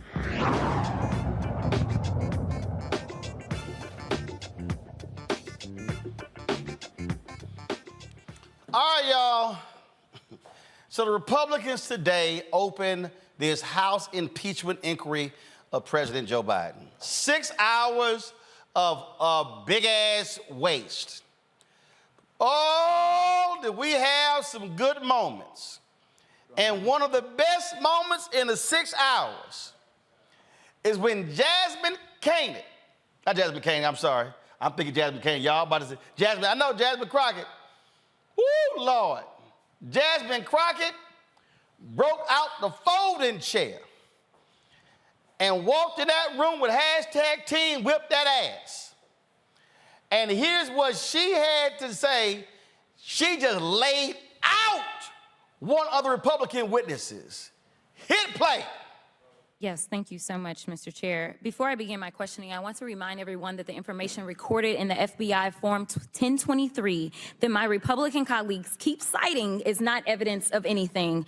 This form reflects years-old, secondhand, unverified information from a Ukrainian oligarch as relayed to the FBI by a confidential human source. These unverified, secondhand allegations have been repeatedly debunked and undermined, including by the confidential human source who relayed this information to the FBI. The tip recorded in the Form 1023 was thoroughly explored by the U.S. attorney handpicked by Donald Trump, which was Attorney General William Barr, and the assessment was closed. Finally, Devin Archer, Hunter Biden's former business partner who worked with the Ukrainian oligarch in question, told this committee in a transcribed interview in July that he had no knowledge of any such payments allegedly described in this form. Repeating the same lies will not somehow turn them into truths.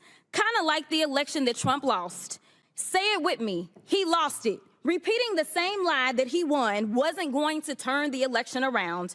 The lost in this chamber keep pushing lies and lunacy on behalf of a multi-time loser. So if we're going to talk about China, let's go ahead and talk about China. And let's talk about the dealings. And let me point out the fact that right now, each of you has admitted that none of you are fact witnesses. We walked in without facts. And unfortunately, because what we say isn't necessarily evidence, we have wasted the American people's time, and we are going to walk out of this chamber and we still have no facts that are leading to anything. But let me give y'all a little bit of tea while we're here. So I have a document that I will ask for unanimous consent to enter into the record. It's a fact sheet on President Trump's shady business dealings with the Chinese government. What are you entering in? A record from who? This is from the Congressional Integrity. Congressional Integrity Project, the dark money pack? I object. I object to that too. Of course y'all gonna object, but we gonna talk about it. So it says Trump has extensive financial ties to the Chinese government. President Trump collected millions from Chinese. Of course y'all don't object. We gonna talk about it. Woo, Representative Crockett all in the ass. Hit play. But we gonna talk about it. So it says Trump has extensive financial ties to the Chinese government. President Trump collected millions from Chinese government-owned entities while in office. I have the best tenants in the world, President Trump was well aware of the multi-million-dollar lease to Chinese interests. President Trump promised to donate foreign government profits while in office, but he donated less than a third of his proceeds from the Chinese government. President Trump maintained 3 foreign bank accounts while in office, including one in China. President Trump's business with China raised legal and ethical concerns. President Xi loves the people of China. He loves his country, and he's doing a very good job. Let me tell you something.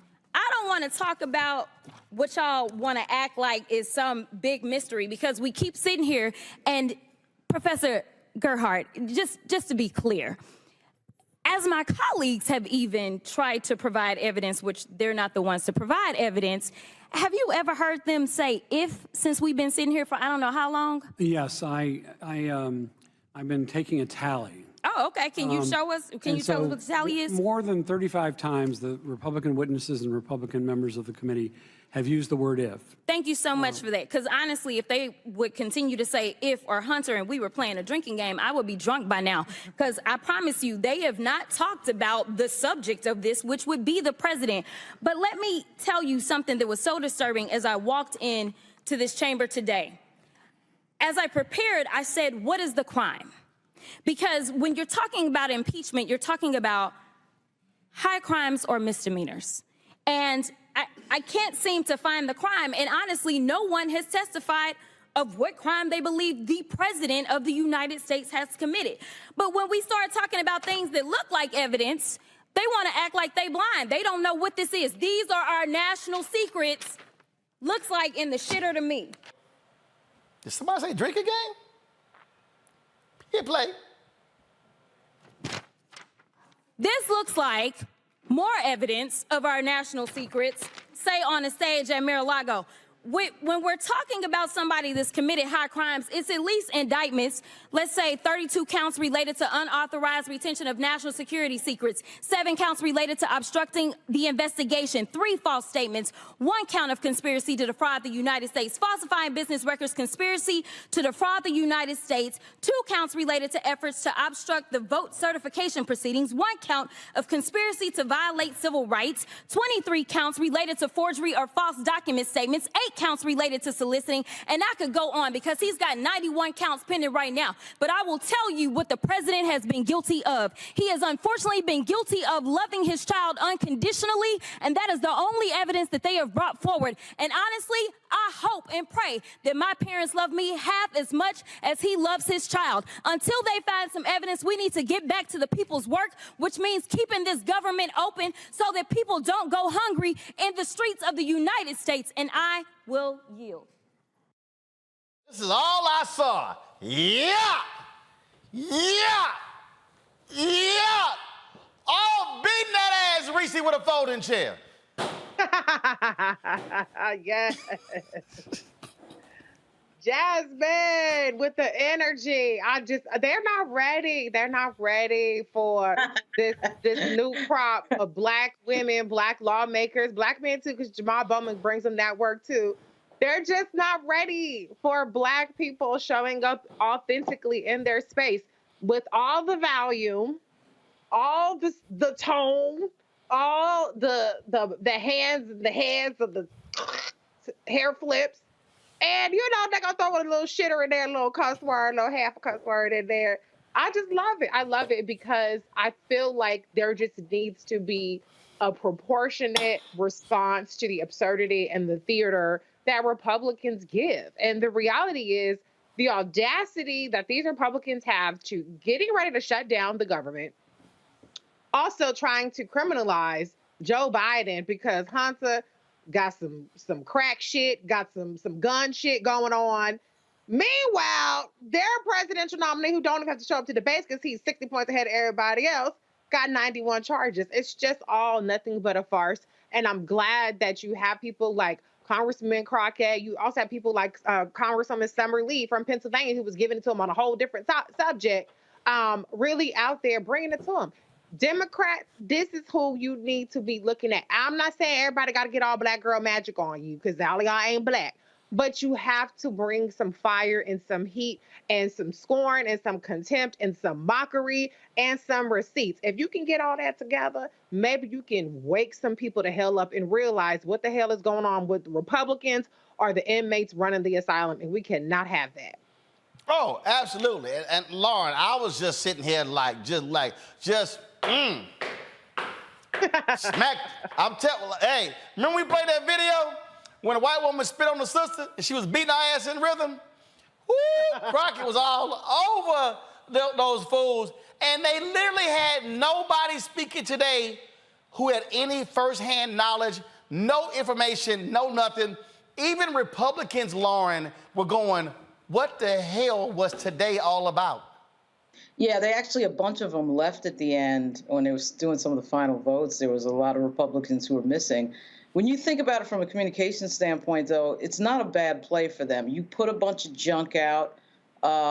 You fill the machine with nonsense and lies and whatever, and you hope that the media repeats your nonsense. Donald Trump won with that messaging strategy in 2016. You just say a bunch of nonsense. Doesn't matter if it's true or not. You know, it gets printed in some form. So that is what the House Republicans are doing. And the problem is when you run up against a Jasmine Crockett or a Jamal Bowman or AOC or Hakeem Jeffries, who's very sharp on their feet with regard to messaging and returning fire, it doesn't work. And it particularly does not work in person. And that's where Jasmine Crockett really shines, when she is, you know, sort of just laying everything out. You'll notice, too, that one of the Republican witnesses, attorney Professor Jonathan Turley, basically got in there and said the opposite of what the Republicans wanted him to say, because even he couldn't bring himself to basically embarrass himself on television, on national television, because there's nothing here. There's no evidence. But you can see what the Republicans are doing. They're trying to marry the word impeachment to Joe Biden over and over and over and over again. I do wish the Democrats would add to some of their messaging, which has actually been fairly good from Jamie Raskin and, of course, Crockett, the Jared Kushner-Donald Trump issue, which if you're the Republicans and you're arguing that Hunter Biden was using his influence to somehow benefit something he was doing and that somehow the president was involved, I'm not sure how the Democrats are not bringing up Jared Kushner and Donald Trump. But at any rate, it's so absurd what they're doing, and there is no connection, that the Democrats are basically just blowing them up right now. And see, here's my, hey, Reese, ask and ye shall receive. Go to my iPad. Their rent money is coming from. Many of them vote Republican, but I bet you not one of them cares more about Hunter Biden's laptop or helping Kevin McCarthy keep his gig as leader or speaker of his dysfunctional caucus than they care about receiving their paycheck and making their ends meet. And so the Republicans on this committee are betting that we'll spend this hearing engaging in partisan bickering over their favorite buzzwords rather than talking about how the MAGA shutdown will crush all of our constituents. To be honest, I don't quite care about private citizen Hunter, whom the proper authorities are dealing with, or the cable news culture war distractions. I care about the 7 million babies, children, mothers across this country who after Sunday will lose access to food and formula, over 10,000 in my district alone. I care about 300,000 families of 20,000 veterans who after Sunday could face eviction from their homes. Rare diseases and cancer patients whose experimental trials will be delayed for months.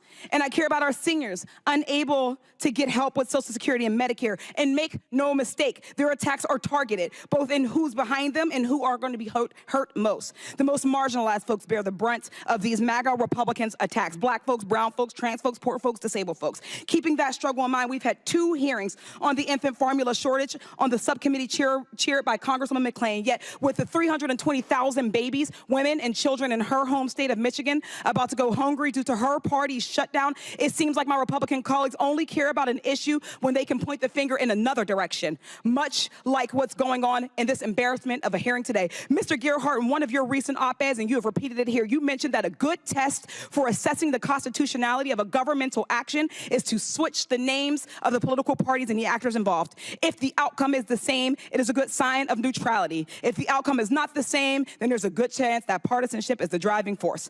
I think we can safely say that this inquiry would fail that neutrality test. And since I don't have time, I think we can say that we are here, America, in this sham hearing, prioritizing the political needs of the Republican Party, pushing a lie for Donald Trump as you go hungry and you lose your homes. Shameful. At the request of the witness. See, that's what I'm talking about, Reese. If you're going to bring that heat, that's what you should do. You should, if you're going to bring that heat, that's what you got to do. I keep trying to say to folk, you cannot play nice with these people. You cannot sit here and dance with these people. Come on, bring it here. You cannot. Matter of fact, Reese, this is what Joe Biden should do. So they call Joe Biden old, Reese. Joe Biden should sit here and get a cane and just do this here.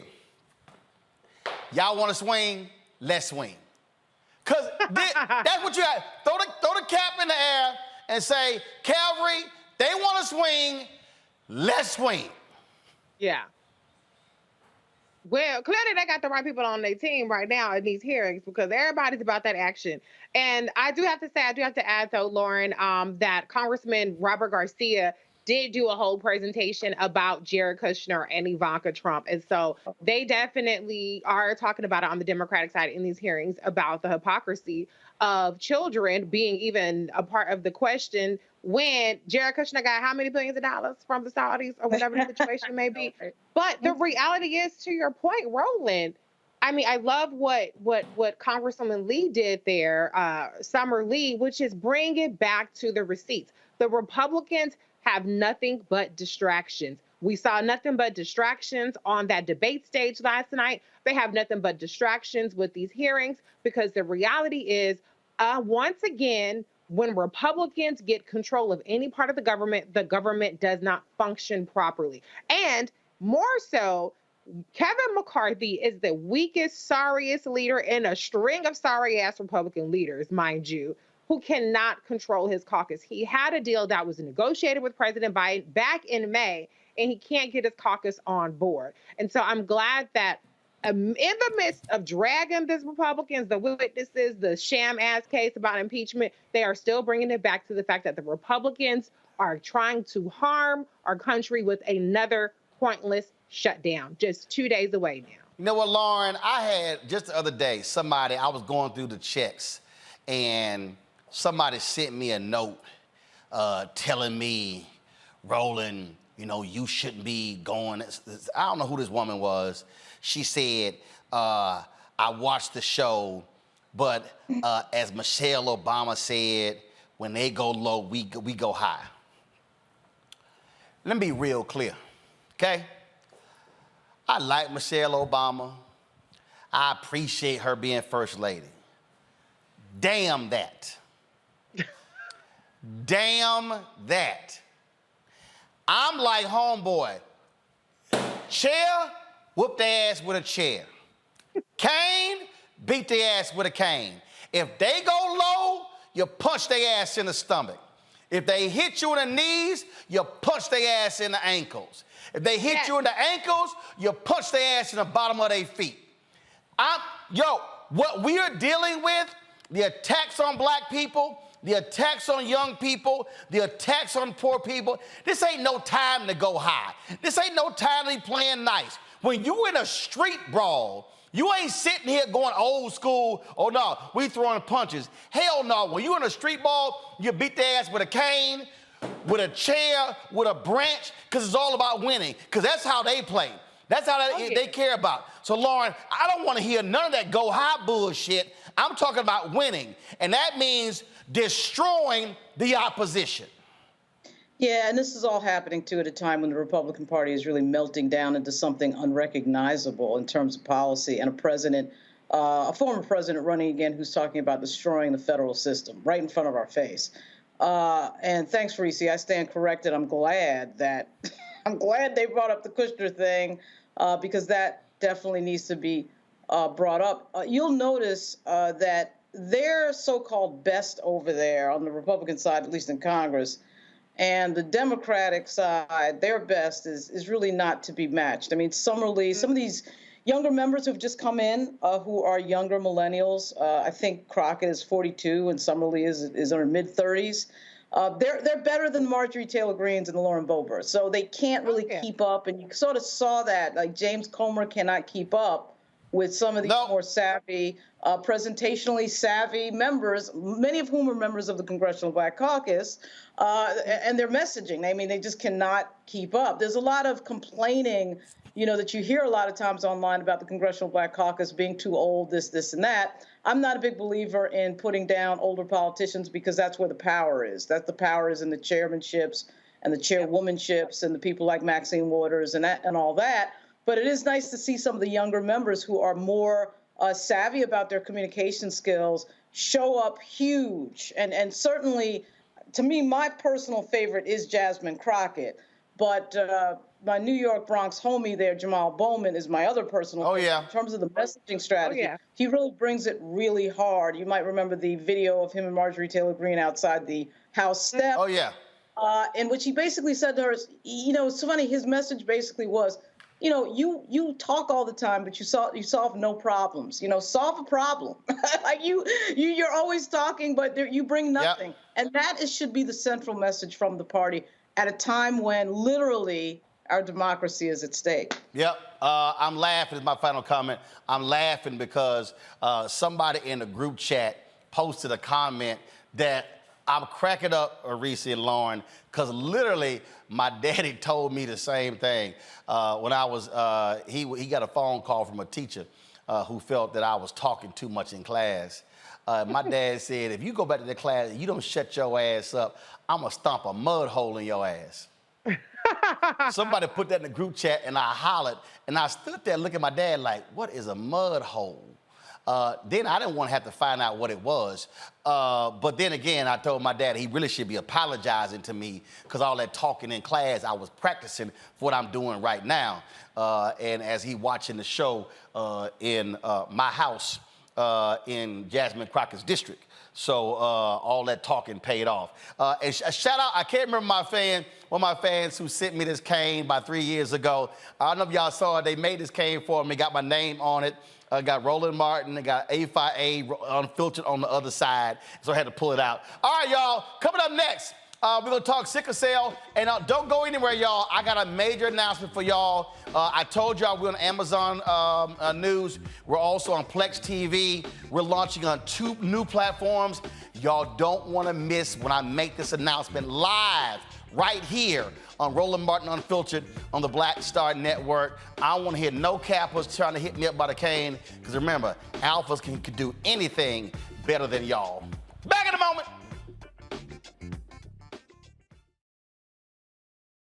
All change is not growth. Right. But thoughtful change is real good fertilizer. And that's what has been so beneficial to us. But you also were not afraid of the pivot. Well, and I'm a black woman in business. Come on, I don't care how I dress up. I don't care who I'm speaking with. I don't care what part of the world I am in. I still am a black woman in business. Being afraid of the pivot, being fearful of change is not what got me here. Respectful of change, respectful of pivot, yeah. Fearful, no, no.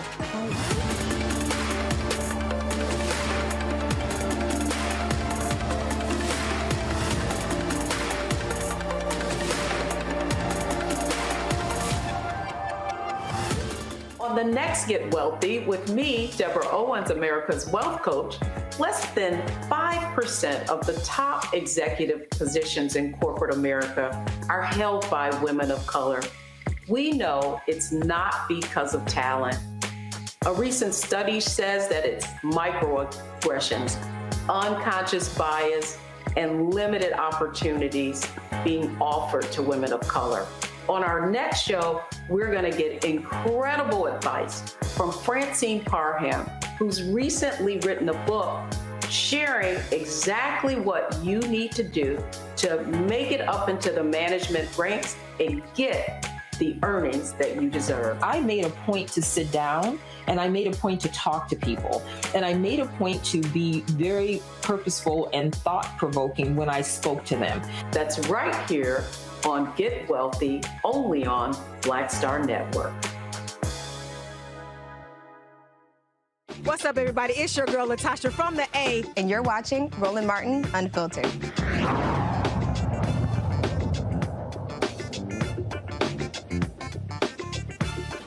Let's go. Hey, y'all, October is National Sickle Cell Awareness Month, and it's a disease that disproportionately impacts African Americans. Joining me right now is the director of Howard University's Center for Sickle Cell Disease, Dr. James Taylor. Doc, glad to have you on the show. When we talk about it disproportionately impacts African Americans, let folks know who don't quite understand how significant and severe sickle cell is. So sickle cell is an inherited disease. It's caused by a mutation in hemoglobin that arose in Africa in the last 50,000 years, so it disproportionately affects people of African ancestry.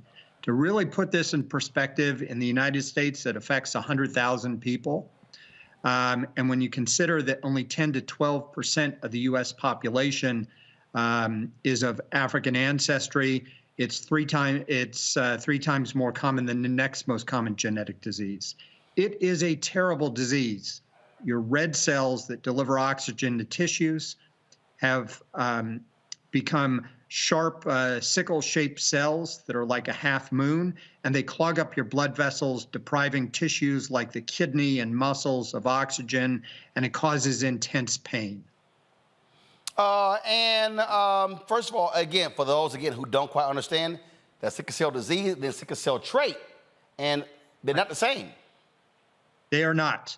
Trait is a carrier with one of the mutations. Somebody with the disease has two mutations, and that's the one that has the episodes of intense pain, and you die at a younger age.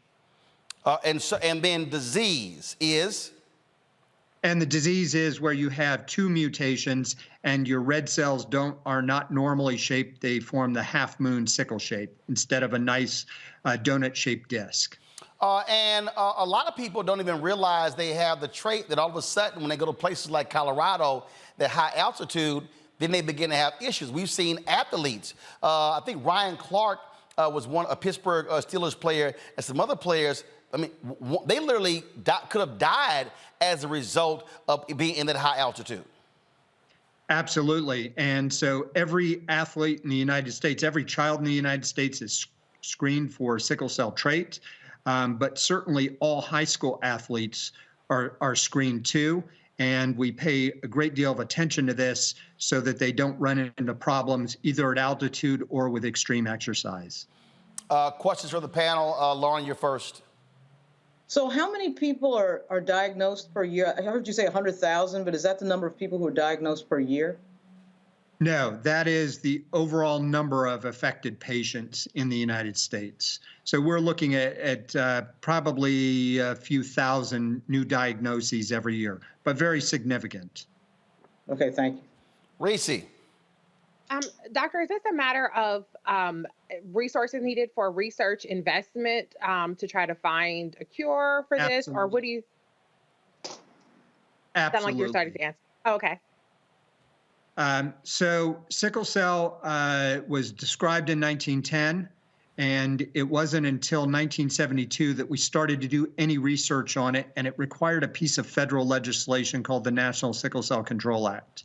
But that only ran for 3 years, and since then, we receive 1/3 the funding that was available in 1975 when you convert it to today's dollars. So absolutely, this is a modern healthcare disparity.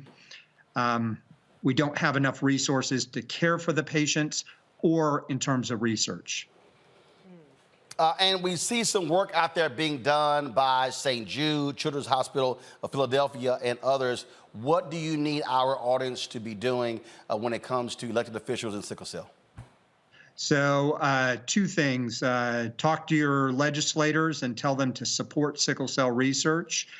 Become informed about the disease if you're of African ancestry. Find out if you have sickle cell trait. And third, especially if people of African ancestry, donate blood. Very, very helpful to the patient population. All right, Dr. James Taylor, always a pleasure. We appreciate your work. Thank you so very much for joining us. Thank you.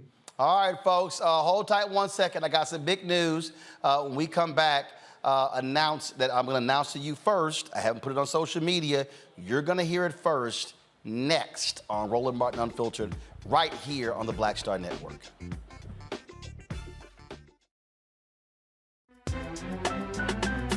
I'm Faraji Muhammad, live from LA.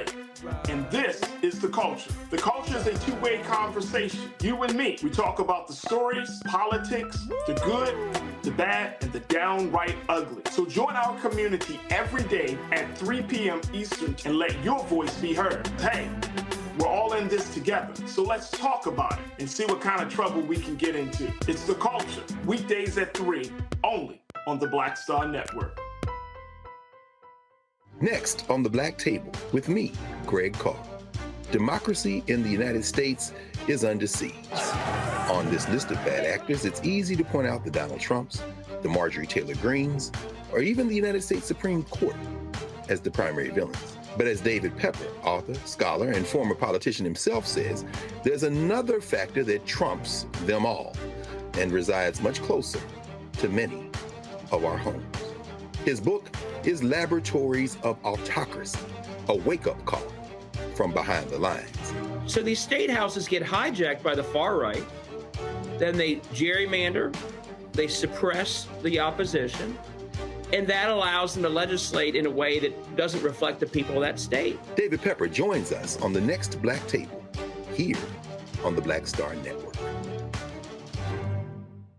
On a next, A Balanced Life with me, Dr. Jackie.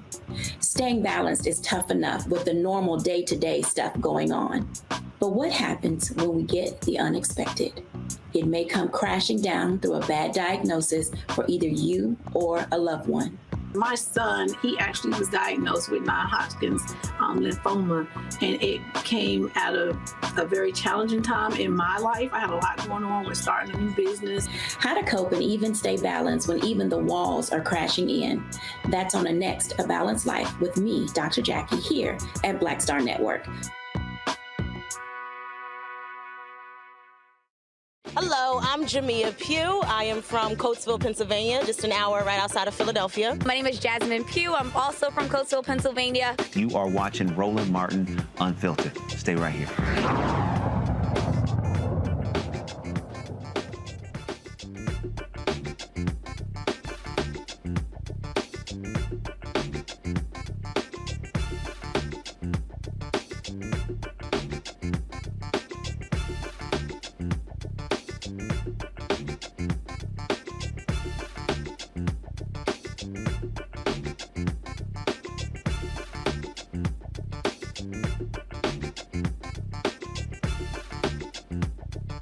All right, folks, you also heard me talk about that our 24-hour, 7-day-a-week Black Star Network streaming channel is available on Amazon News. So you go to Amazon Fire TV, and then you go through and you simply find us in News and Opinion. You can also tell Alexa, play news from the Black Star Network. Then you can actually go to Plex TV, which is another fast channel. You can actually watch our 24-hour, 7-day-a-week streaming channel. That is, we program it with our speeches and protests and events and shows and all of that. Well, today, folks, I'm proud to announce you now can watch the Black Star Network 24-hour, 7-day-a-week streaming channel on Amazon Freevee and Amazon Prime Video. And so that's right, we're on Amazon Prime Video, and so we've got Prime Video up right here.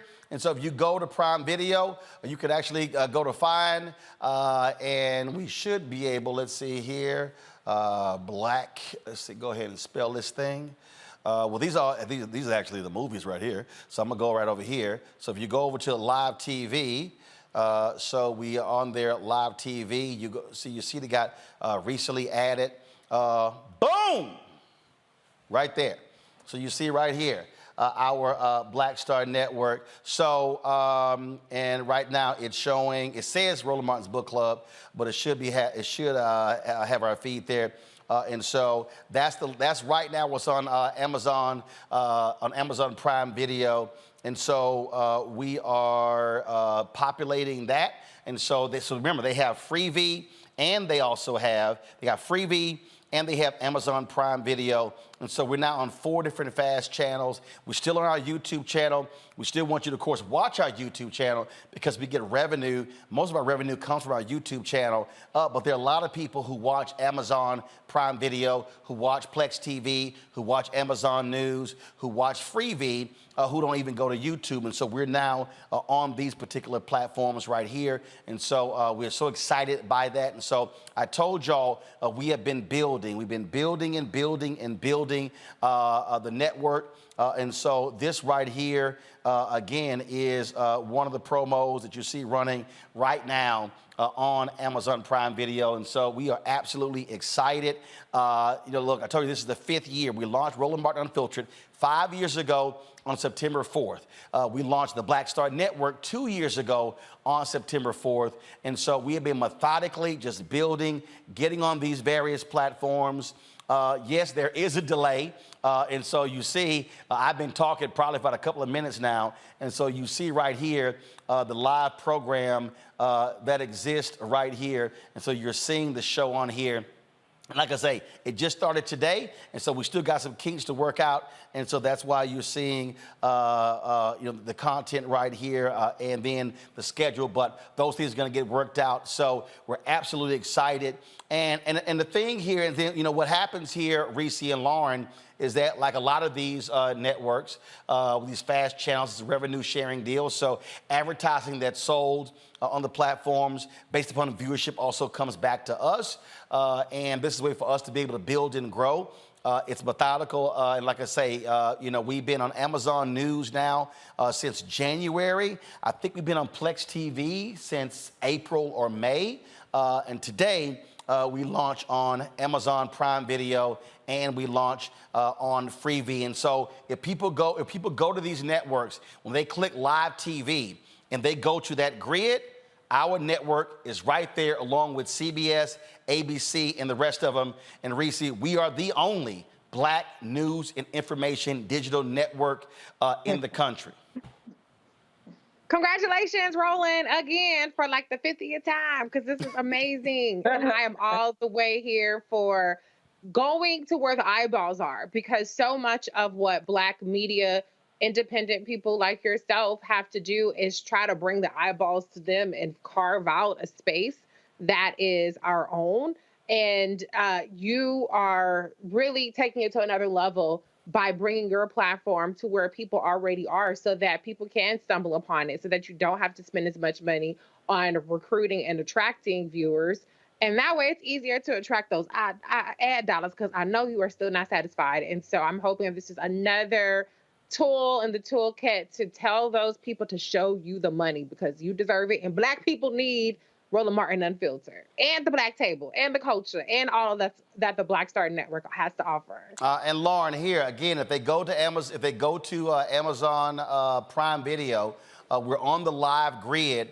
But if they also go to news, they'll see this is where our network is. But when you go up, what are you seeing? USA Today, Cheddar, Vice, Insider, Scripps. You're seeing all the networks there. Reuters, Washington Post, Today Show, ABC News, NBC, CBS. And so all of that's important for our audience, because again, what that means is just like those news networks, we're in the exact same place, putting our content up against theirs. And if I go through here on the news side and I'm looking and I'm going through here, I'm trying to see who else is on here. Vice, Cheddar, USA Today. I see these local news channels, these ABC channels. I see all of them. I don't see any other Black network with a news channel on Amazon Prime Video. And again, I ain't got nothing against entertainment. Knock yourselves out. But we have got to have news and information. We are informing our audience. And so we are excited to be launching on Amazon Prime Video and Freevee. Yeah, that's fantastic. Congratulations. It's all in the narrative, and it's all who controls the narrative. And the things that don't get reported are absolutely incredible, as everybody knows. And this fixes that problem. And it's fantastic. I mean, I just cannot believe how many platforms that are out there that, we have all those platforms, all that content, and yet you're doing something that nobody else is doing, period, end of story. There is no other comparable platform like this one. There just is not. And so, again, and to our audience, y'all have played a huge role. To all the folks who've been contributing, who've been commenting, absolutely. Look, we're building this brick by brick. We could have easily gone out and raised a bunch of money. And I'll just give y'all an example, Reese. Man, who are those folks? The Recount. Who's the guy? John Heilman, that's who it is? Okay, they went out, and now here's the deal.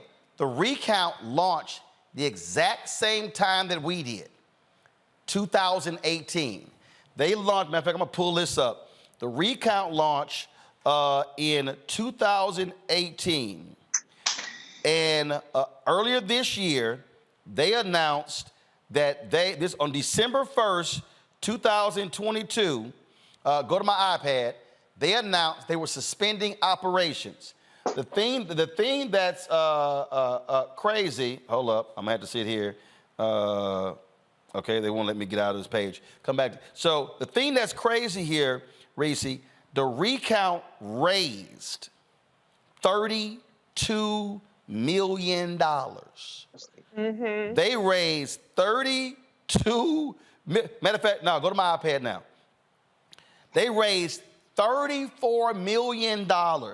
And what was crazy, this is the one that still blows me away, Reese. I'm still stunned by this one, Reese.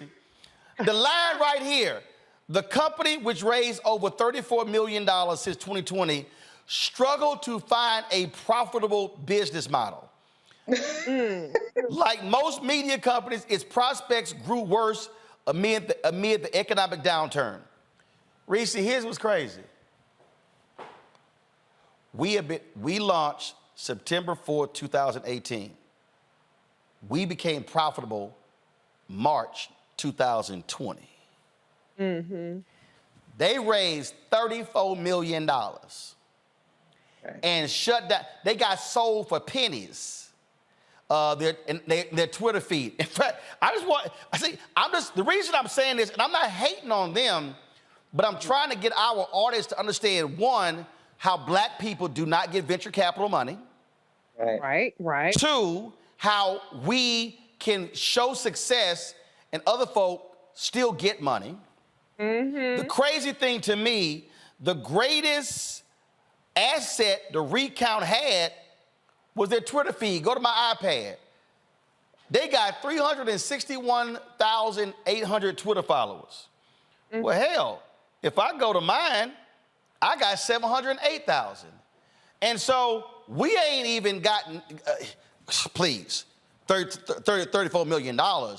And so it has been our fan base that they've contributed more than $2 million since we started. That is what has helped sustain us. And when I tell people now what we built, yes, that's $2 million over 5 years. The reality is we built this thing now to where we have to raise through our fans at least $1 million a year. And I purposely chose not to do a subscription. I didn't want to charge people $2.99 or $3.99 a month because a bunch of our people could not afford $30, $40, $50 a year for a subscription. We wanted to keep it open and free. And so that's why it's important. But it's really important, I think, for a lot of black people. And I had some dumbass out there, Roland Martin sitting here begging for money. Well, yo ass listen to NPR, you listen to PBS stations, and they do fundraisers all the doggone time. And so if we ain't getting money from the ad agencies, well, hell, how do you think we have news? Because ain't none of this stuff free. Right. And also, Roland, I mean, it's not like you do a big party every year where people get to spend $100,000 on a table and you make your money that way. You know, you really make your money by putting in the work and people finding value in that and investing in a Black news network that actually enriches us and tells the stories that aren't being told in the same way with the same freedom without that white gaze and that white overseer right on your back trying to sit up there and be like, really back in. And so I really just appreciate what you bring to the table. And clearly Black America does, because I was out last week, Roland. I wasn't as VIP as you were in all those spots, but I did see you. And I have to say that everywhere I turn, wherever Roland is, there's a crowd of people. Everybody knows who you are. Everybody respects what you do. And so I just think that it's so important that people realize that this is not a Roland ego, a Roland thing, because you could very easily, if you wanted to, you could sell it off. You can take a piece of the pie and present it as your own and really bring the money in. But this is still your baby, and it's really grown and blossomed to give so many of us opportunities. And so continue to invest and believe in it, because let me tell you something, 2024 is a whole different beast. You had Trump just the other day talking about how General Milley should be executed, and, you know, all the shit that these Republicans got planned for us next year. It's going to be a whole different story. So we need people. There are more Black media people out there. Yes, that is true.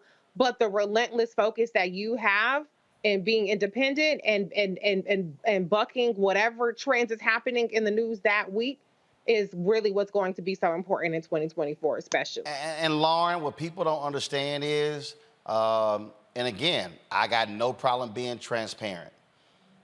All of the shows on the Black Star Network, they're all being financed by deficit spending. What I mean by that is, that's why I'm gonna deal with this on Wednesday. There were some advertisers, ad agencies that said, well, we want to see your slate of shows. Okay, I gave them slate of shows. Well, we want to see the shows on air before we advertise. Okay, we put them on air and advertise. Right. No money spent. So all of the money to launch the Black Star Network, all the money that we've spent, not a single ad dollar has come back for all those shows. So the Black Star Network shows are being paid for out of the money we make on Roland Martin Unfiltered. So I could very easily shut down the network, close all those shows, and cut my expenses considerably and just, hey, chill out, do this show for 2 hours and move on. But we want to actually build something that's larger, that's sustainable, and that's where we're fighting this good fight.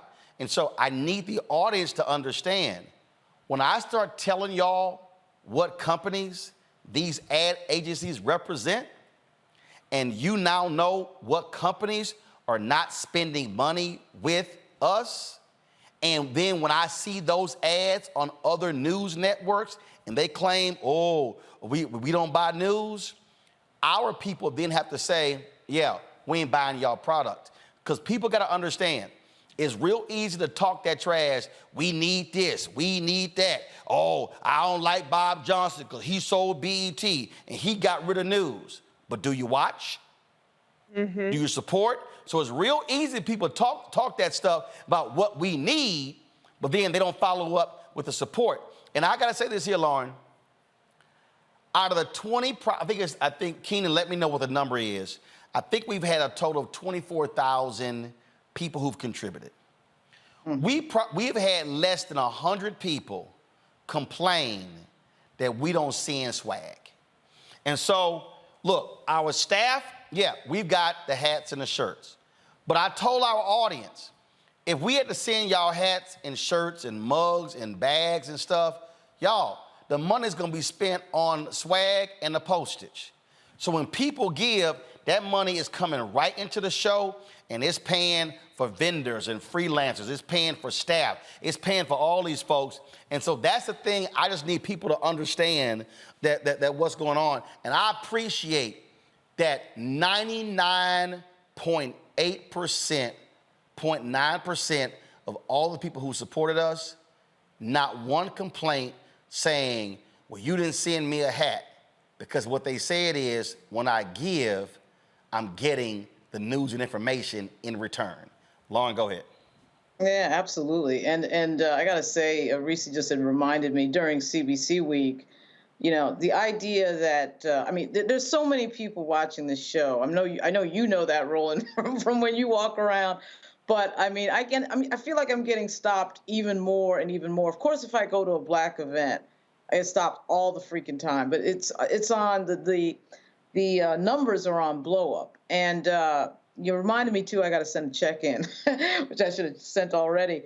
But yeah, I totally see the struggle with the advertisers. They can see you building. And I just think it's a political thing. It has nothing to do with them not having the money. After seeing so many of the sponsorships last week at the conventions, you can see where the corporate money is going and what they spend on and what they don't spend on. Parties. And exactly right. And messaging and communications is hugely important, and it's hugely powerful. People know that it's powerful. They know that's where the power is, and they know that you're doing something that's outside of the typical box of what corporate mainstream media is doing. And that's why I think there's a lot of resistance. Folks, Keenan told me we've had, since we launched, 26,592 people who have contributed to the show, who are members of the Bring the Funk fan club. Lauren, Reese, I surely appreciate y'all joining us today. Thank you so very much. Yeah, folks, I know we overtime. That's why we on the grid here as well, but we'll be back on schedule tomorrow. But wanted to break that down for you. Please, your support is critically important. I've laid it out for y'all what it is, what the reality is. I don't sit here and fake the funk. I don't hide stuff. Y'all ain't got to sit here and question, well, what they doing. By the way, our Sprinter, man, y'all, they were literally, our Sprinter was, the new one's was built. They were driving it to us the week before Essence. Someone hit it in Ohio, straight up. They had to drive it back to Kansas City, and so it'll be another 2 months before we get our new Sprinter. I know, I was sick too. So that's what's going on, but we're moving forward, it's happening. So please support us in what we do. We are out here doing the work, y'all, every single day. Every single day. We've got 3 or 4 positions that we haven't filled. I'm being straight up with y'all. We got 3 positions that we have not filled because our donations slowed down and because the advertising that we're expecting from these agencies never came. And so you're talking about right there. So when I say we're down $325,000, those 3 positions are about $180,000 to $200,000. We can't fill them because we got to make sure that we can pay everybody right now for next year. So I got to manage the cash flow as best as I can. So your support is critically important. Send your check and money order to P.O. Box 57196, Washington, D.C. 20037-0196. Cash App, $RM Unfiltered. PayPal, R Martin Unfiltered. Venmo is RM Unfiltered. Zelle, Roland at RolandSMartin.com. Roland at RolandMartinUnfiltered.com. And of course, when you buy my book, White Fear, How the Browning of America is Making White Folks Lose Their Minds, that money comes right back into the show. And so please support us. Ben Bella Books, Amazon, Barnes & Noble, IndieBound, Bookshop, Chapters, Books A Million, Target. You can get the audio version on Audible. Folks, that's it. I'll see you tomorrow right here on Roland Martin Unfiltered on the Black Star Network, which you can now see on Amazon News, Plex TV, Freevee, Amazon Prime Video on their live TV grid. Hello! Folks, Black Star Network is here. Hold no punches! I'm real revolutionary right now. Support this man, Black Media. He makes sure that our stories are told. Thank you for being the voice of Black America, Roland. Stay black. I love y'all. All momentum we have now, we have to keep this going. The video looks phenomenal. See, there's a difference between Black Star Network and Black-owned media and something like CNN. You can't be Black-owned media and be scared. It's time to be smart. Bring your eyeballs home. You dig?